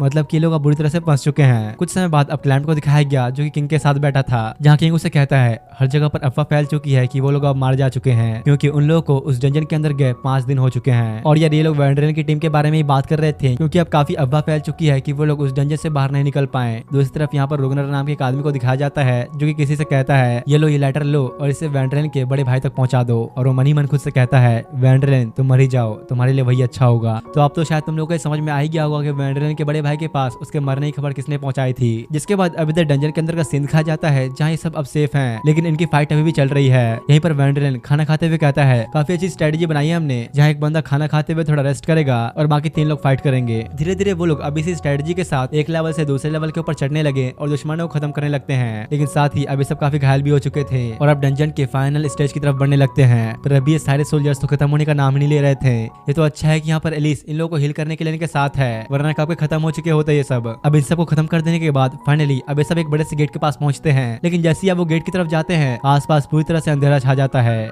एरविन खुश होकर कहता है यहाँ पर तो कोई भी नहीं है, आखिरकार हमारा मिशन खत्म हुआ। पर वेंड्रेन और ब्रेंटा को थोड़ी गड़बड़ लगती है और जब वो सामने देखते हैं तो वहाँ पर एक बड़ा सा ड्रैगन था, जो देख के ब्रेंटा कहता है अब वक्त आ चुका है, वेंड्रेन मेरी मदद करो। पर दिक्कत ये है कि अब इतने लड़ने के बाद इन लोगों के पास भी अब ज्यादा मैजिक नहीं बचा और तभी लिन को यहाँ पर एक सोल्जर अचानक ही पीछे से अटैक कर देता है, जिससे वो पूरी तरह से घायल हो चुकी थी और एलिस उसे ठीक करने लगती है। वेंड्रेन ये देख के ब्रेंटा से कहता है शायद हम अपने मैजिक को कंबाइन करके अटैक करना चाहिए, जिस पर ब्रेंटा भी मान जाता है। लेकिन जैसे ही अब वो उसे अपनी पावर्स देना शुरू करने लगा, वो कुछ ही देर के अंदर थक जाता है। पर वेंडरलिन तो यहाँ पर रुकने का नाम ही नहीं ले रहा था, जो देखकर ब्रेंटा कहता है तुम तो बिल्कुल ही अपने मास्टर की तरह हो, यानी कि रेनफॉल की तरह, तुम्हारे अंदर भी वो जुनून है जो कि उसके अंदर था। पर ब्रेंटा अब यहाँ पर इससे ज्यादा लड़ नहीं पाता और वहीं पर बेहोश हो जाता है। साथ ही अब वेंडरलिन की भी पावर्स कम पड़ने लगी थी, अकेले कितने ही संभाल पाएगा ये। सब उसे चीयर अप करने की बहुत कोशिश करते हैं पर कोई फायदा नहीं होता। आखिर में एलिस जल्दी से उसके पास जाके कहती है ये मेरी एक स्पेशल टेक्निक है जिसका नाम है मिरेकल लाइट। वो सीधा वेंडरलिन को किस कर लेती है। ऐसी पावर्स तो भाई मुझे भी चाहिए। कितने अच्छी तरीके से पावर्स का ट्रांसफर हो रहा है यहाँ पर। लेकिन इसके बाद एलिस थककर वहीं पर बेहोश हो जाती है और वेंडरलिन के पास अब तो भरपूर ताकत आ चुकी थी और अब वो एक इतना ज्यादा पावरफुल अटैक करता है कि इससे उस ड्रैगन का खात्मा ही हो जाता है और उसके मरते ही यहाँ पर सारे सोल्जर्स रुक जाते हैं। साथ ही अब वेंडरलिन और एलिस दोनों ही एक साथ थककर वहीं पर बेहोश हो चुके थे। इसका कुछ देर बाद का सीन दिखाया गया जहाँ पर ये लोग डंजन के अंदर एक अच्छी सी जगह ढूंढ कर इन दोनों को वहीं पर लेटा देते हैं। यहीं पर लुइस और लिन इन दोनों के पास खड़े एलिस की पावर्स के बारे में बात कर रहे थे कि भाई ये कैसी पावर्स थी जो कि किस करने से एक्टिवेट हो गई। इतने वेंडरलिन भी जाग चुका था और अपनी आंखें खोल लेता है, पर इन लोगों की बातें सुनकर उसने फिर से अपनी आंखें बंद कर ली। असल में ये लोग एलिस से थोड़ा सा जल रहे थे क्योंकि उसने वेंडरलिन के साथ बाजी जो मार ली।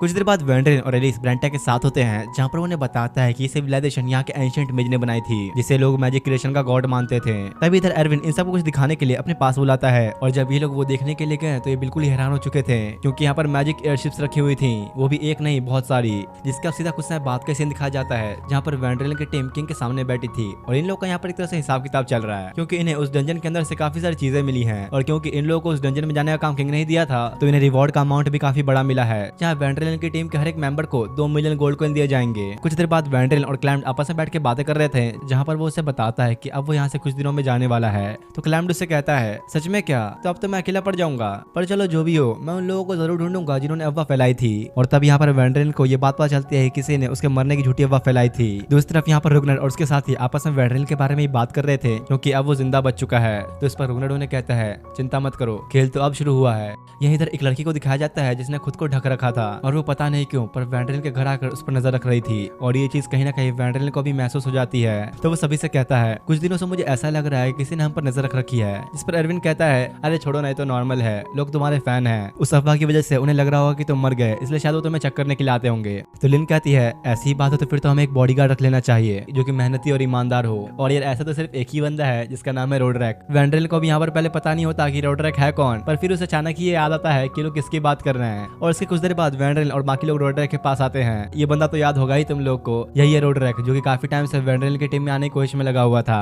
और अब जब वेंडरलिन खुद सामने से आकर उसे अपना बॉडीगार्ड बनने का ऑफर देता है तो बेचारा तो खुशी के मारे रोने ही लग गया और उससे कहता है आप लोग अपनी सारी जिम्मेदारी मुझ पर छोड़ सकते हो, मैं आपके लिए पूरी ईमानदारी और मेहनत के साथ काम करूंगा। और यहाँ पर भी वही लड़की वेंडरलिन के ऊपर नजर रख रही थी और ऐसा नहीं है कि इसके बाद ये चली जाती है। ये लोग जब लंच कर रहे थे तब भी लड़की उन पर नजर रखी हुई थी, पर यही लुइस ने इस बार उसे देख लिया। एरविन तो भाई ये देखते ही वेंडरलिन को बचाने के लिए उसके सर नीचे ही पटक देता है और सब बिल्कुल फाइटिंग का पोज लेकर रेडी थे लड़ने के लिए, लेकिन तब तक वो लड़की गायब भी हो चुकी थी। साथ ही अब इस लड़की का चेहरा भी दिखाई दिया जाता है। दूसरी तरफ यहाँ पर रोडरैक रुग्नर के ऊपर नजर बनाए रखता है कि आखिर इसका आना जाना कहाँ हो रहा है क्योंकि अब उसे रुग्नर के ऊपर शक हो चुका है। इधर यहाँ पर इस लड़की ने अभी तक इन लोगों का पीछा नहीं छोड़ा, पता नहीं क्यों, पर ये सिर्फ वेंडरलिन के ऊपर ही नजर रख रही है। यहीं पर दिखाया जाता है कि अपने वेंडरलिन के घर पर काफी शानदार पार्टी रखी गई है जहाँ पर उसके सारे भाई भी होते हैं सिर्फ कर्ट को छोड़कर, जो देखकर लुइस कहती है अरे वाह यहाँ पर तो ड्यूक भी मौजूद है। यहाँ पर सारे बड़े बड़े लोग थे क्योंकि अब अपने वेंडरलिन की बातचीत बन चुकी है ना इन सबसे। इतने में यहाँ पर वो और एलिस सभी के लिए कुछ लेकर आते हैं और वो सबको बताता है तो ये है वो जो मैं बहुत दूर से आप लोगों के लिए लेकर आया हूँ। इस चीज का नाम है टूना और ये इतनी अलग चीज थी कि सब यही सोचने लगते हैं कि सब खाया कैसे जाए। तब वेंडरलिन यहाँ पर सबको सोया सॉस दिखाते हुए इन्हें खाने का तरीका बताता है और ये टूना फूना पता नहीं क्या है जो भी है, लेकिन सबको काफी पसंद आता है। कुछ देर बाद रोडरैक वहाँ पर आकर वेंडरलिन को बताता है मुझे पता चल चुका है ये रूमर्स रुग्नर ने ही फैलाए थे।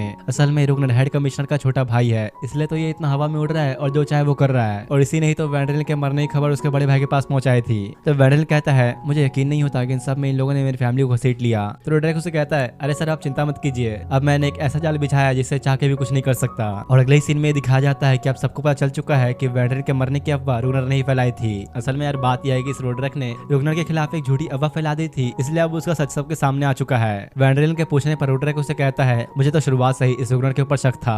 तो वेंड्रेन पूछता है तुम्हें ऐसा क्यों लगा, क्या तुम उसे जानते हो? तब रोडरैक यहाँ पर बताता है कि असल में रुग्नर मेरा फादर है, लेकिन उसने कभी मुझे अपने बेटे के रूप में माना ही नहीं, और ये यही वजह है कि रोडरैक रुग्नर को पसंद नहीं करता। तभी एलिस वहाँ पर कुछ कुकीज लेकर आती है और अभी भी इस लड़की ने इन लोगों पर नजर ही रखा हुआ था, लेकिन अब उसे सब्र नहीं होता और अंदर आने के लिए गेट को पीट पीट कर तोड़ डालती है। जो देख के अब ये लोग रेडी हो जाते हैं कि इसके अंदर आते ही फाइट शुरू कर दिया जाए। और जब एरविन उसके सामने आता है तो वो तो बेचारे को घुमा के पटक ही देती है। वो तेजी से अब आगे बढ़ने लगी। जो देख के रोडरैक वेंड्रेन के सामने खड़ा हो गया। पर ये असल में तो यहाँ पर इसे सिर्फ खाने की पड़ी थी, बस इसलिए ही आई थी ये अंदर क्योंकि इसे खाना खाना था। तो यहाँ पर एक आदमी आके उससे कहता है विल्मा, लगता है तुमने इन्हें अपने बारे में बताया नहीं। असल में यार ये विल्मा इसकी ही बेटी है, यही थी जो इतने टाइम से लोगों पर नजर रखी हुई थी। और वो वेंड्रेन से आके कहती है तुम पास हो चुके हो, लेकिन यहाँ पर ये बात क्लियर नहीं होती कि इसने ऐसा बोला क्यों। वो एलिस से कहती है क्या तुम मेरे लिए वो चीज बना सकती हो? असल में यार इसे लोगों से ज्यादा खाने में इंटरेस्ट है। जो देख क्या ब्रेंटेक आके कहता है लगता है इस लड़की को हियो सिंड्रोम है। जिस किसी को भी सिंड्रोम होता है उसके पास पावर तो बहुत होती है, पर जब तक उसे खाना ना मिले उसकी पावर्स किसी काम की नहीं, वो उसे इस्तेमाल ही नहीं कर पाएगा। और तब वेल्मा के फादर वेंड्रेन से कहते हैं क्या तुम इसे अपने बॉडीगार्ड के तौर पर रखना चाहोगे? तुम इसे चाहो तो शादी भी कर सकते हो। तो अब तुम लोग को समझ में आया कि इसने इतने टाइम से वेल्मा को वेंड्रेन के पीछे लगा रखा था, क्योंकि ये भी अब अपनी बेटी की शादी उससे ही कराना चाहता है। तो वेंड्रेन उसे कहता है मुझे माफ करिएगा, पर अब मैं इस टाउन से जा रहा हूँ एक नॉर्मल एडवेंचर की लाइफ जीने, तो इसलिए मुझे किसी बॉडीगार्ड की कोई जरूरत नहीं। जिस पर वो आदमी उसे कहता है इतना जल्दी कैसे, तुम्हें तो अभी एक और टास्क दिया जाने वाला है। और तब वो वहाँ पर ड्यूक को बुलाता है जो वेंड्रेन से कहता है अगर तुम करना चाहो तो मेरे पास तुम्हारे लिए एक छोटा सा क्वेस्ट है। इसके बाद अब सीधा वेंड्रेन के घर का सीन दिखाया जाता है जहाँ एमिलिया ने वो लेटर पढ़ लिया था जिसमें वेंड्रेन के मरने की खबर थी। पर ये सुनने के बाद कर्ट का बिल्कुल ही अजीब रिएक्शन आता है। बंदा एक साइड से रो रहा था और एक साइड से हंस भी रहा था। इतने में तभी वो लोग कुछ नोटिस करते हैं और जैसे वो घर के बाहर देखते हैं तो यहाँ तो ब्रेंटेक के साथ साथ वेंड्रेन और उसकी पूरी टीम खड़ी हुई थी। कुछ देर बाद सब अंदर आके बैठते हैं जहाँ वेंड्रेन कहता है पुरानी यादें ताजा हो गई। कर्ट गुस्से में बताता है कि आज से 15 साल पहले हमने अपनी आर्मी को ड्यूक के कहने पर जंगल में भेजा था, पर हमारी आर्मी कभी वापस आ नहीं पाई। तो ब्रेंटेक कहता है इसके पीछे का रीजन ये है कि वो लोग अनडेड हो चुके हैं, यानी कि एक तरह से बोला जाए तो वो लोग ज़ॉम्बी बन चुके हैं। इसी वजह से अब ड्यूक चाहते हैं कि हम उन लोगों की सोल को प्यूरिफाई करें, और यही काम दिया है ड्यूक ने वेंड्रेन को उन अनडेड सोल्जर्स की सोल को प्यूरिफाई करने का। यहाँ पर कर्ट के साथ उसका छोटा भाई हेलमेट और साथ ही विलेज चीफ भी बैठे होते हैं। ब्रेंटेक उसे कहता है देख भाई, हम तुझसे कोई फ्री में काम नहीं करा रहे हैं, तुझे क्या चाहिए बस तू वो बता। तो कर्ट उनसे उन सारे सोल्जर्स के आर्मर्स और जो भी चीजें वहां पर मिलेगी उन सबका ट्रिब्यूट मांगता है, यानी कि उन सब चीजों को वो खुद रखना चाहता है। तो ब्रेंटेक उससे पूछता है अच्छा तो तुम्हें कितने परसेंटेज चाहिए ये भी बता दो। तो वो अब अपने विलेज चीफ से पूछता है जो कि उसे 30% लेने की सलाह देता है। लेकिन भाई ये कर्ट बड़ा ही चालू बंदा था, अपनी तरफ से 20% और इंक्रीज करके डायरेक्ट 50% ही मांग लेता है और उनसे कहता है अगर तुम हमें इतना दे सकते हो तो दो, वरना या फिर जा सकते हो। और वो बताता है कि जितने भी विलेजर्स के लोग उस आर्मी के अंदर थे उनके परिवार वाले बहुत ही ज्यादा गरीब हैं, तो इसलिए उनको उन वेपन से क्या ही मतलब होगा, उनको हिस्सा मिलना भी नहीं चाहिए। और ये सब सुन के अब एरविन बिल्कुल ही गुस्से में आ चुका था। तो एलिस कहती है अगर हमें उनकी आत्मा को प्योरीफाई करना है तो उनकी चीजें उनके साथ ही जानी चाहिए। जिस पर कर्ट उसे कहता है अपनी हद में रहो, तुम बच्ची हो तुम अभी। अब भाई ये कर्ट तो अपनी लिमिट क्रॉस कर रहा है। जो देख के अब एरविन बहुत ही गुस्से में आ चुका था, बिल्कुल ही मारने को आ चुका था तो कर्ट को, पर वेंड्रेन यहाँ पर उसे रोक लेता है और वो कर्ट की सारी शर्तों पे हाँ भी कह देता है। इसके कुछ देर बाद का सीन दिखाया गया जहाँ पर वेंड्रेन बैठा सोच रहा था कि आखिर बात क्या है, वो अब मुझसे इतनी नफरत क्यों करता है। वैसे देखा जाए तो इसके पीछे की वजह बड़ी क्लियर है, क्योंकि कर्ट ये नहीं चाहता कि वेंड्रेन उसकी पोजीशन छीन ले, और वो इसलिए भी उसे जलता है क्योंकि उसकी मैजिकल पावर्स बहुत ही ज्यादा हैं। इसके बाद अगले दिन ये सब लोग जंगल में आते हैं जहाँ वेंड्रेन कहता है चलो अब अपने प्लान पे काम किया जाए। वो लोग सारे ज़ॉम्बीज़ को चिल्ला चिल्ला के चिढ़ाते हैं कि तुम सब सोल्जर्स हो, अगर अभी बाहर नहीं आए तो तुम्हारे नाम पे बहुत ही बड़ा धब्बा लग जाएगा। और कहीं ना कहीं वेंड्रेन का ये प्लान काम भी कर जाता है। उन सारे ज़ॉम्बीज़ को यानी कि उन सारे सोल्जर्स को अपने प्राइड की कहीं ना कहीं चिंता है, इसलिए वो लोग अब सामने आने लगते हैं। तब वेंड्रेन के कहने पर एलिस एक ब्लैंकेट उठाकर मैजिक इस्तेमाल करने लगी और अब वो भी अपना कुछ मैजिक यूज करता है, जिससे वहाँ पर एक बहुत ही बड़ा मैजिक सर्कल क्रिएट हो गया। अब जो भी ज़ॉम्बी इस सर्कल को टच कर रहा था वो अपने आप ही प्योरीफाई हो जाता है और प्योरीफाई होकर धीरे धीरे सारे ज़ॉम्बीज़ खत्म ही होने लगते हैं। इधर ब्रेंटेक, एरविन और बाकी सब उन सोल्जर्स के वेपन से उनके मालिकों की पहचान करने में लग जाते हैं। इतने में तभी लुइस की नजर एक खतरनाक वाले ज़ॉम्बी पर जाती है और उसे लगता है कि यही इन लोगों का बॉस। पर यार ये लोग इससे पहले कुछ करते हैं, वो भी उस सर्कल से टकरा के प्योरीफाई होकर गायब भी हो जाता है। लेकिन अब एक मुसीबत गई नहीं कि दूसरी आ गई, एक अनडेड ड्रैगन वहां पर आ जाता है। पर ये इनके बनाए मैजिकल सर्कल से प्योरीफाई नहीं हो पाता और अंदर आ चुका था। अब ये बेचारा ड्रैगन जैसे इन लोगों पर अटैक करने के लिए आगे बढ़ने लगा, उससे पहले ही विल्मा एक ही अटैक में उसके सर को धड़ से अलग कर डालती है।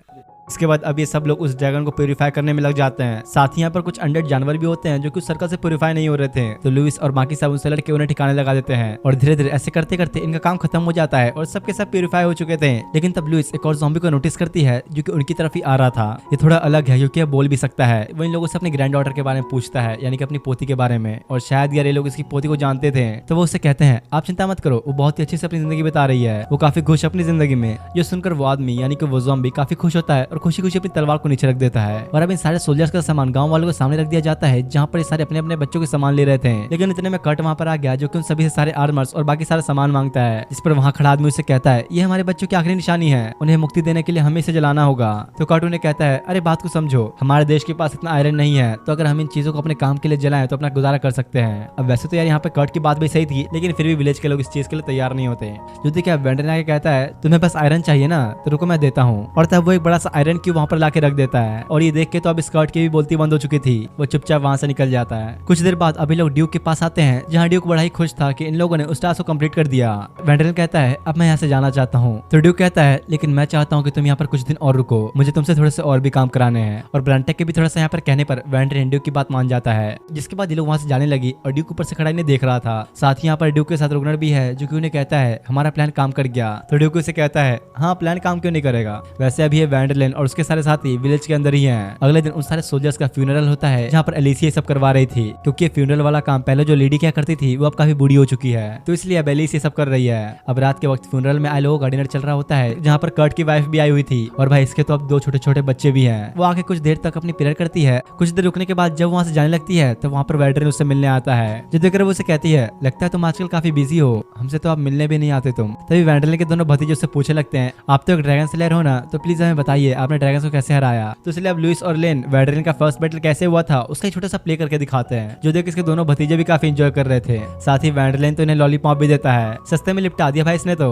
इन लोगों के जाने के बाद विलेज चीफ वहाँ पर आके उससे कहते हैं मैं आपसे एक रिक्वेस्ट करना चाहता हूँ कि आप हमारे इस राज्य के मालिक बन सकते हो, यानी कि एक लॉर्ड। जो सुनकर तो वेंडरलैंड खुद ही घबरा जाता है, क्योंकि अब इसका बड़ा भाई कट इस विलेज का चीफ है। अगर उसने ये सब सुन लिया तो दिक्कत हो जाएगी। शुरुआत में तो वेंडरलैंड इसके लिए तैयार नहीं होता, क्योंकि उसे अब इन सब चीजों को छोड़कर एक एडवेंचर की लाइफ जीनी है। पर तभी इतने में यहाँ पर ब्रेंटक आ गया, जो कि उससे कहता है वेंडरलैंड शायद तुम्हें पता नहीं, पर हमारे किंग चाहते हैं कि इस जगह के मालिक तुम बनो। इसका कुछ देर बाद ब्रेंटक वेंडरलैंड के साथ बैठा था और वो उसे बताता है हमारे ड्यूक इस जगह को और भी बेहतर बनाना चाहते हैं, पर वैसा कर नहीं पा रहे। तुम अच्छे से जानते हो इसके पीछे की वजह क्या है। तो इस पर वेंडरलैंड कहता है हाँ शायद इसलिए क्योंकि यहाँ पर हमेशा से सेम ही लोग रहते आ रहे हैं, और ये यही मेन रीजन था। इस जगह पर काफी जनरेशन से सेम लोग रहते आ रहे हैं। लेकिन अब इतने टाइम बाद वेंडरलैंड सामने आया एक मैजिशियन बन के, जिसके पास इतनी ज्यादा पावर्स हैं, इसलिए किंग चाहते हैं कि वेंडरलैंड अपने फादर की कंट्री पर आराम से राज करे। तो वो कहता है हाँ लेकिन इसके लिए मेरे फादर नहीं मानेंगे और आप उन्हें फोर्स भी नहीं कर सकते। इस पर ब्रेंटक उसे बताता है कि हाँ मैं ये बात समझता हूँ, इसलिए हम लोग अब ऐसी सिचुएशन क्रिएट कर रहे हैं तुम्हारे फादर के सामने, जिससे उन्हें कर्ट के ऊपर जितना भी विश्वास है वो खत्म हो जाए और वो तुम्हें उस पद पे बिठा दें। यही मेन वजह थी कि हमारे लॉर्ड ने हमें यहाँ भेजा। सोल्जर्स को प्यूरिफाई करने का काम तो बस एक बहाना था, और अब क्योंकि इस काम से लोग तुम्हारा सम्मान करने लग गए, इसलिए मुझे यकीन है कि कर्ट तुम्हें किसी भी वक्त मरवाने की कोशिश कर सकता है। पर खैर अब लॉर्ड बनना या ना बनना है पूरा तुम्हारे ऊपर है। वैसे भी अब तुम्हारे पास वो सब चीजें हैं जिससे तुम इस राज्य को काफी अच्छे से डेवलप कर सकते हो। तो वेंडरलैंड कहता है मेरे पास तो अब इतना पैसा है कि मैं चाह के भी इसे खत्म नहीं कर सकता। तो क्या इसका मतलब ये है कि वो 2 मिलियन इनका प्राइज मनी मुझे इसी राज्य को डेवलप करने के लिए दिया गया था? इसका मतलब आप लोग तो बहुत समय से इस चीज की प्लानिंग कर रहे थे। इसके बाद अब वेंडरलैंड घर आकर सबको सारी बातें बता देता है। तो एरविन और लिन उससे कहते हैं अरे अगर तुम यहाँ की लॉर्ड बन गए तो हमारी टीम का क्या होगा? और वैसे भी यार कहीं ना कहीं वेंडरलैंड लॉर्ड बनना ही नहीं चाहता। रात में डिनर करते वक्त वो और यहाँ पर बाकी सब कुछ खा ही नहीं रहे थे। सभी उदास थे ना इसी बात से कि अब वेंडरलैंड को लॉर्ड बनाया जा रहा है। तभी उन्हें बाहर से कुछ लोगों की आवाजें आती है, जिस सुनकर वेंडरलैंड, हेलमेट और ब्रेंटक तीनों ही बाहर आ गए थे। जो देख के बाहर खड़े सारे लोग थोड़ा डर जाते हैं। तब हेलमेट के पूछने पर वो बूढ़ा आदमी बताता है हम तो बस अपनी रिक्वेस्ट मनवाने आए हैं, हम चाहते हैं कि सर वेंडरलैंड इस राज्य के नए लॉर्ड बने, न कि कर्ट। तो हेलमेट उन्हें कहता है अब चाहे तुम लोग जो भी कर लो, कर्ट कभी इस चीज के लिए नहीं मानेगा।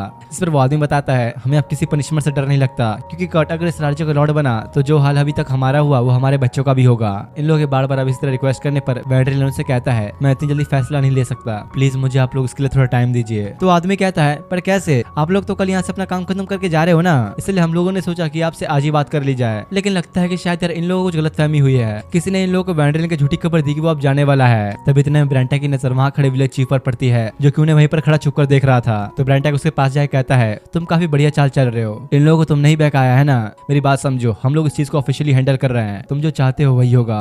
लेकिन अगर तुमने इस बीच हमारे काम में एंटर किया तो तुम्हारा हश्र अच्छा नहीं होगा। हमें तुमसे कोई दिक्कत नहीं, तुम अपनी जगह बिल्कुल सही हो, पर तुम अब हमें हमारे तरीके से काम करने दो। तो वो चीफ कहता है आपने मुझे वार्निंग दी, इस चीज के लिए बहुत बहुत शुक्रिया, पर मैं आपको बताना चाहता हूँ कि मुझे विलेज चीफ की पोस्ट पर ही रहना है, मुझे और कुछ भी नहीं चाहिए। वो जाते हुए ब्रेंटक से कहता है आप एमिलिया पे नजर बनाए रखना, वो वेंडरलैंड के लिए खतरा साबित हो सकती है। तो इस तरफ इधर कट और उसके चमचे वेंडरलैंड के बारे में बात कर रहे थे, क्योंकि विलेज के लोग भी अब वेंडरलैंड का ही सपोर्ट कर रहे हैं, उन्हें कट अब नहीं चाहिए। जो सुनकर वो कहता है गद्दारी करने वाले अब नहीं बचेंगे, मैं किसी को भी नहीं छोड़ने वाला। दूसरी तरफ यहाँ पर एरविन वेंडरलैंड से कहता है हमें जल्द से जल्द कोई कदम उठाना होगा, लेकिन इनकी सबसे बड़ी प्रॉब्लम तो कट ही है, वो इनके हड़का में बीच में आएगा। तब ब्रेंटक वहाँ के कहता है अगर इसी तरह उसकी दादागिरी चलती रही तो हमें उसे रास्ते से हटाना ही पड़ेगा। जिसके बाद अब अगले दिन का सीन दिखाया गया जहाँ पर वैंड्रेन एलिस के साथ था और वो अब कर्ट के घर पर जाने वाला है उसे थोड़ी बातचीत करने के लिए। कुछ देर बाद वो उसके घर पर आता है जब वैंड्रेन उसे समझाता है कि देखो यार, मुझे तुम्हारे पूरा किंगडम नहीं चाहिए, बस जो ये तुम्हारा अनडेवलप्ड एरिया है वो मुझे दे दो। मैं वहाँ पर काफी अच्छी ग्रोथ करूंगा और तुम्हें इससे कोई नुकसान भी नहीं होगा, साथ ही तुम्हारे विलेज में रहने वाले लोग भी काफी अच्छी जिंदगी जी पाएंगे। लेकिन यार सन की कट उस पेपर को ही फाड़ देता है और कहता है मुझे पता है तुम लोग मेरे पद को मुझसे छीनना चाहते हो। तो वैंड्रेन कहता है अबे पागल, जरा अपने आसपास तो देख, तेरे राज्य के लोग तेरे खिलाफ ही बगावत कर रहे हैं। लेकिन यार कट तो वैंड्रेन के ऊपर ही चढ़ने लग गया। इस बेवकूफ को अब समझाए कोई फायदा तो था नहीं, तो वैंड्रेन वहां से जाने ही लगता है। यहीं पर उसे एमिलिया भी मिलती है। वैंड्रेन उससे कहता है मैंने तो सिर्फ अपने बड़े भाई को बचाने के लिए उसके सामने एक अच्छा ऑफर रखा,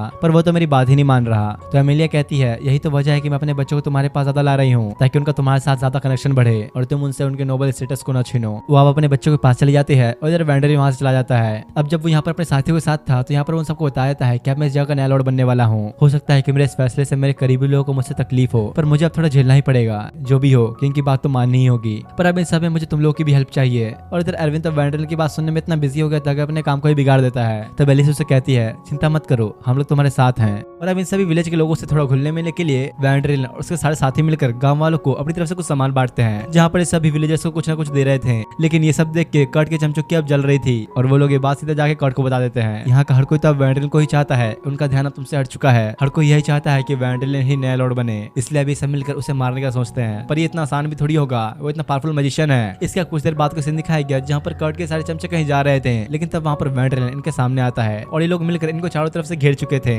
वैसे ही दिखाया नहीं जाता कि इनके साथ आखिर होता क्या है। अगले दिन उनमें से एक चमचा कर्ट के पास आके कहता है हमारे साथ गद्दारी हुई है, ये वैंड्रेन तो अपने मैजिक का फायदा उठा रहा है, पता नहीं यार उसने क्या किया इनके साथ। दूसरी तरफ इधर वैंड्रेन रोडरैक के साथ होता है, जहाँ रोडरैक उसे एक घर दिखाने के लिए लाता है जो कि काफी अच्छा था पर थोड़ा टूटा फूटा है। रोडरैक कहता है ये जगह काफी सही रहेगी एमिलिया और उसके बच्चों के लिए। तब वैंड्रेन उसे बताता है कि मैं करना तो नहीं चाहता क्योंकि बच्चों को उनके होमलैंड से दूर करना सही नहीं, पर मुझे पता है कि वो लोग वहाँ से ज्यादा यहाँ खुश रहेंगे बिना बदनामी के। चलते हुए रोडरैक उसे बताता है कि दिन ब दिन आपसे मिलने वाले लोगों की संख्या बढ़ती जा रही है क्योंकि वो लोग भी आपका इस नए काम में साथ देना चाहते हैं। अगले दिन में वो आदमी जिसने कर्ट घर पे वो लेटर पहुंचाया था वो रुगनर से कुछ लेता है और उसे लेकर वहां से निकल गया। दूसरी तरफ इधर कर्ट अपने साथी पर काफी चिल्ला रहा था क्योंकि वो अब उसे छोड़कर जा रहा है। असल में बात यह है कि वैंड्रेन ने इसे एक अच्छा ऑफर दिया है अपने साथ रहने के लिए, इसलिए अब ये कर्ट के साथ नहीं देना चाहता और वो उसे टक्कर मारते हुए भाग जाता है। जो देखकर तो अब ये कर्ट बहुत ही ज्यादा गुस्से में आ चुका था और अपने पास से एक डैगर निकालता है। तभी उसे सामने से किसी की आवाज आती है जो कि उसे कहता है क्या तुम इतने पावरफुल मैजिशियन को बस एक डैगर से हरा पाओगे। और तब वो आदमी उसे एक फ्लूट देते हुए कहता है इसे ड्रैगन फ्लूट कहते हैं, तुम भी अच्छी तरह से जानते हो कि इसे इस्तेमाल कैसे करना है। वो कर्ट को अब ड्रैगन फ्लूट देते हुए उसके बारे में सारी इन्फॉर्मेशन देने लगता है। तो कर्ट उससे पूछता है वैसे भला तू मेरी मदद क्यों कर रहा है, इससे तुझे क्या मिलेगा।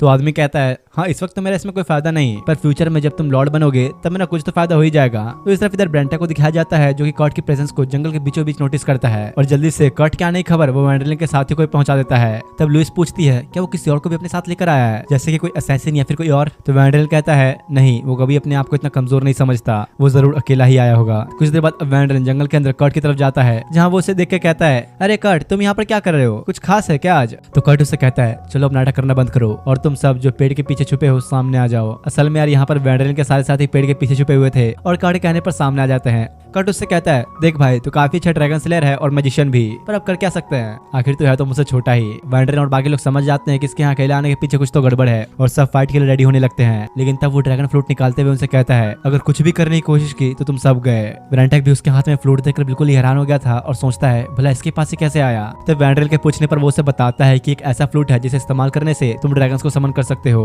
तो लिन कहती है हम लोग तो आज से पहले काफी सारे ड्रैगन से लड़ चुके हैं ना, तो इसमें दिक्कत क्या है फिर। लेकिन मेन बात तो यह है कि लोग आज से पहले एक बार में एक ही ड्रैगन से लड़े थे, पर अगर इस फ्लूट को बजा दिया गया तो यहाँ पर एक बार में हजारों ड्रैगन इकट्ठा हो जाएंगे। तब एरविन कर्ट से कहता है अगर तुमने सच में ये कर दिया तो खतरा तुम्हारे ऊपर भी आ जाएगा। लेकिन इसे तो इस बात की कोई परवाह ही नहीं और ना ही इसे गांव के लोगों की कुछ परवाह है। वो कहता है उन लोगों ने मुझे धोखा दिया तो अगर वो मर भी जाए तो मुझे उससे कोई फर्क नहीं पड़ता। वैंड्रेन कहता है तुम्हें अपनी फैमिली की भी कोई परवाह नहीं क्या, जिस पर कर्ट रिप्लाई करते हुए कहता है फैमिली तो दूसरी ही बनाई जा सकती है, जैसे ही मैं तुम्हें हरा दूंगा हर जगह पॉपुलर हो जाऊंगा, हीरो कहेंगे लोग मुझे, लड़कियां मेरे ऊपर मरेंगी और तब एक और बेटा कर लूंगा मैं, क्या दिक्कत है। और भाई ये बात सुनकर तो वैंड्रेन भी बिल्कुल ही गुस्से में आ जाता है, खून खोल चुका है अब इसका, जो देख के तो भाई कर्ट की फट जाती है और वो उससे कहता है अगर तुमने मुझे कुछ भी किया तो अंजाम अच्छा नहीं होगा। वैसे आज तो मुझे बड़ा मजा आ रहा है तुम लोग का ये डरा डरा चेहरा देखकर। यहीं पर ब्रेंटेक चुपचाप अपने मैजिक को रेडी कर रहा था और इधर ये वैंड्रेन से और भी ज्यादा बकबक करने लगता है। लेकिन तभी ब्रेंटेक ने उस पर अटैक कर दिया, पर यार यहाँ तो कोई फायदा ही नहीं होता, ये ड्रैगन फ्लूट उसे प्रोटेक्ट कर लेता है। और अब कर्ट जो करने वाला है वो बिल्कुल ही पागलों वाली हरकत है, वो गुस्से और ओवर कॉन्फिडेंस में आकर आखिर में उस फ्लूट को बजा ही देता है। इससे अचानक से मौसम चेंज होना शुरू हो गया और जमीन के अंदर से स्पिरिट्स बाहर निकलकर आने शुरू हो जाती है। वैंड्रेन कर्ट कर्ट को बचाने के लिए आगे बढ़ने की कोशिश तो करता है, पर विल्मा उसे रोक देती है। और तब ब्रेंटेक्स यहाँ पर ये पता चलता है कि कर्ट के साथ धोखा हुआ है। असल में बात यह है कि ड्रैगन फ्रूट एक बहुत ही एक्सपेंसिव आइटम है, इसे खरीदना तो एक किंग के लिए भी बहुत मुश्किल होता है। और अभी कर्ट जिस फ्रूट का इस्तेमाल कर रहा है उसका नाम मेलिस है। इससे स्पिरिट्स को समन किया जाता है अपने दुश्मनों को हराने के लिए, लेकिन इसे इस्तेमाल करना आसान नहीं है। एक छोटी सी गलती और इंसान वही खत्म। और यहाँ पर होता भी कुछ ऐसा ही है।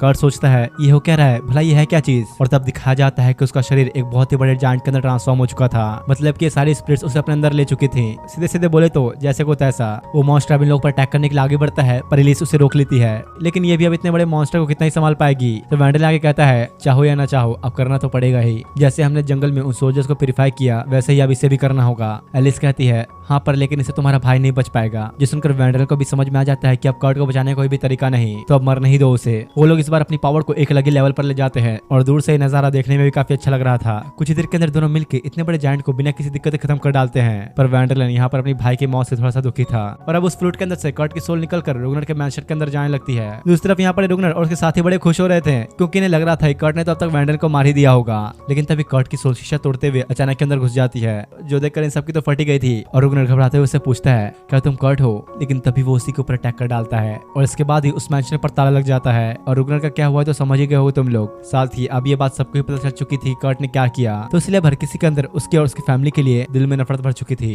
रोड्रिक वैंडल को बताता है हालात अब इतने बुरे हो गए कि हम यहाँ पर कुछ कर भी नहीं सकते क्योंकि लोग अब कर्ट से इतना नाराज हो चुके हैं कि बस तुम्हें छोड़कर वो उसके हर एक फैमिली मेंबर को मारना चाहते हैं। दूसरी तरफ यहाँ पर एमिलिया को दिखाया गया जो कि अपने दोनों बच्चों के साथ बाहर के माहौल की वजह से हेलमेट के घर पर रुकी हुई थी। वैंडरलेन अब ये सारी बातें क्लैम्प्ट और ब्रेंटा को बताने लगता है, तो इस पर ये दोनों कहते हैं चलो छोड़ो, जो हुआ ठीक ही हुआ, इतना मत सोचो, कम से कम बाकी लोग अब चैन से जी तो पाएंगे। तो वैंडरलेन कहता है आखिर क्या हो तुम लोग, मैं तुम लोगों के उसूल का भी समझ नहीं पाया, मुझे अपने ही लोगों को खोना पड़ा एक गद्दी पाने के लिए। आखिरकार इन नोबल्स की प्रॉब्लम क्या है, इन्हें चाहिए क्या। तो ब्रेंटक कहता है भूलो मत तुम भी एक नोबल ही हो, जरा अपने आप को शीशे में देखो। अगले दिन अब किंग का शानदार पैलेस का सीन दिखाया जाता है जहाँ पर वैंडरलेन भी था। यहाँ उसकी तारीफें हो रही हैं क्योंकि अब वो मॉन्स्टर किंगडम का लॉर्ड बन चुका है। बातें करते हुए किंग उससे कहता है अगर तुम चाहो तो मुझसे अपने लिए कुछ भी गिफ्ट मांग सकते हो, तुमने मेरे लिए बहुत किया, अब मेरी बारी। तो वैंडरलेन अब उनसे सीधा सीधा कह देता है मैं आपसे कुछ मांगना चाहता हूँ। असल में मैं चाहता हूँ कि मैं आप सब लोगों से बिल्कुल अलग रहूँ, मुझे अपने खुद के लिए एक टाइटल चाहिए। तो किंग उससे कहता है देखो एक टाइटल हमेशा किंग को दिया जाता है, पर अगर तुम मुझसे अभी मांग रहे हो तो मैं तुम्हारे लिए कोशिश तो कर ही सकता हूँ। लेकिन किंग की बात सुन के बाकी लोग कहते हैं ऐसा नहीं हो सकता, इस तरह तो तुम हमसे भी ऊंची पद पर आ जाओगे। और यह बातों बातों में ही माहौल ऐसा बन जाता है कि कुछ लोग उसके सपोर्ट में थे और कुछ लोग उसके खिलाफ। ड्यूक भी अब वैंडरलेन के ही सपोर्ट में आ चुका था, पर इन लोगों की बहस अभी खत्म नहीं होती। तो क्लैम्प्ट कहता है भूलो मत तुम लोग किंग के पैलेस में हो। तब वैंडरलेन किंग से कुछ कहता है जो सुन के तो अब क्लैम्प्ट गुस्से में आ चुका था। वैंडरलेन तुम हमारे लॉ एंड ऑर्डर को इस तरह से भंग नहीं कर सकते। और वो किंग से कहता है आपको इसे टाइटल देने की कोई जरूरत नहीं, बस जो जगह है इसे संभालने के लिए दी गई है ये उन पर ही काम करे तो अच्छा होगा। तो किंग उससे कहते हैं तुम अपना विचार अपने पास रखो, मैं इसे संभाल लूंगा। और अब किंग ने अपने वैंडरलेन को एक टाइटल दे ही दिया। तब क्लैम्प्ट भी उसे एक आंख मारता है, मतलब ये भी वैंडरलेन के साथ ही है। किंग कहते हैं आज से मैं तुम्हें टाइटल देता हूँ, तुम इसका जहाँ चाहो वहाँ इस्तेमाल कर सकते हो। क्लैम्प्ट बताता है तुम्हें अब वर्ल्ड के टॉप 5 मैजिशियंस में जगह दी जाती है और तुम अब बन चुके हो 5th स्ट्रॉन्गेस्ट मैजिशियन। और वैंडरलेन अपनी स्वॉर्ड निकालकर इसे खुशी खुशी एक्सेप्ट भी कर लेता है। कुछ देर बाद किंग और क्लैम्प्ट साथ ही खड़े थे जहाँ किंग उससे कहता है बेटा इतनी अच्छी एक्टिंग भी नहीं है तुम्हारी, थोड़ा सुधारो इसे। ओ तो लगता है आप समझ गए, हाँ मैं तो वहाँ पर एक्टिंग करके बस आपको उकसा रहा था। और ये दोनों वहाँ से चले जाते हैं। दूसरी तरफ यहाँ पर वैंडरलेन अपने भतीजों के साथ होता है और एमिलिया से कहता है मैंने 2 टाइटल किंग से मांगे हैं और अब मैं वो आपके बच्चों को देना चाहता हूँ क्योंकि मैं नहीं चाहता कि मेरी गलती की वजह से आपके बच्चे नुकसान झेलें। जाते वक्त एमिलिया उसे कहती है प्लीज तुम इन सब में खुद को कसूरवार मत समझो, कर्ट को तो बस अपनी गलतियों की सजा मिली है, उसने रास्ता ही गलत चुना था। और अब इसके बाद इस एनिमे के स्टार्टिंग वाला ही सीन दिखाया जाता है जहाँ पर वैंडरलेन गांव के लोग की खुदाई में काम करने में मदद कर रहा था। डेवलपमेंट भी तो लानी है ना, तो काम तो करना ही पड़ेगा सबको। यहीं पर ब्रेंटक और उसके बाकी सारे साथी भी आते हैं और इसी हैप्पी एंडिंग के साथ इस एनिमे का यहीं पर एंड होता है। ये था कंप्लीट सीजन 1, इसका कोई भी सीजन 2 नहीं आया है। बाकी तुम लोग को एनिमे कैसा लगा कमेंट करके जरूर बताना। मिलते हैं आप तुम लोग नेक्स्ट वीडियो में, तब तक के लिए थैंक्स फॉर वॉचिंग। और हाँ सब्सक्राइब करना और वीडियो को लाइक करना तो बिल्कुल ही मत भूलना।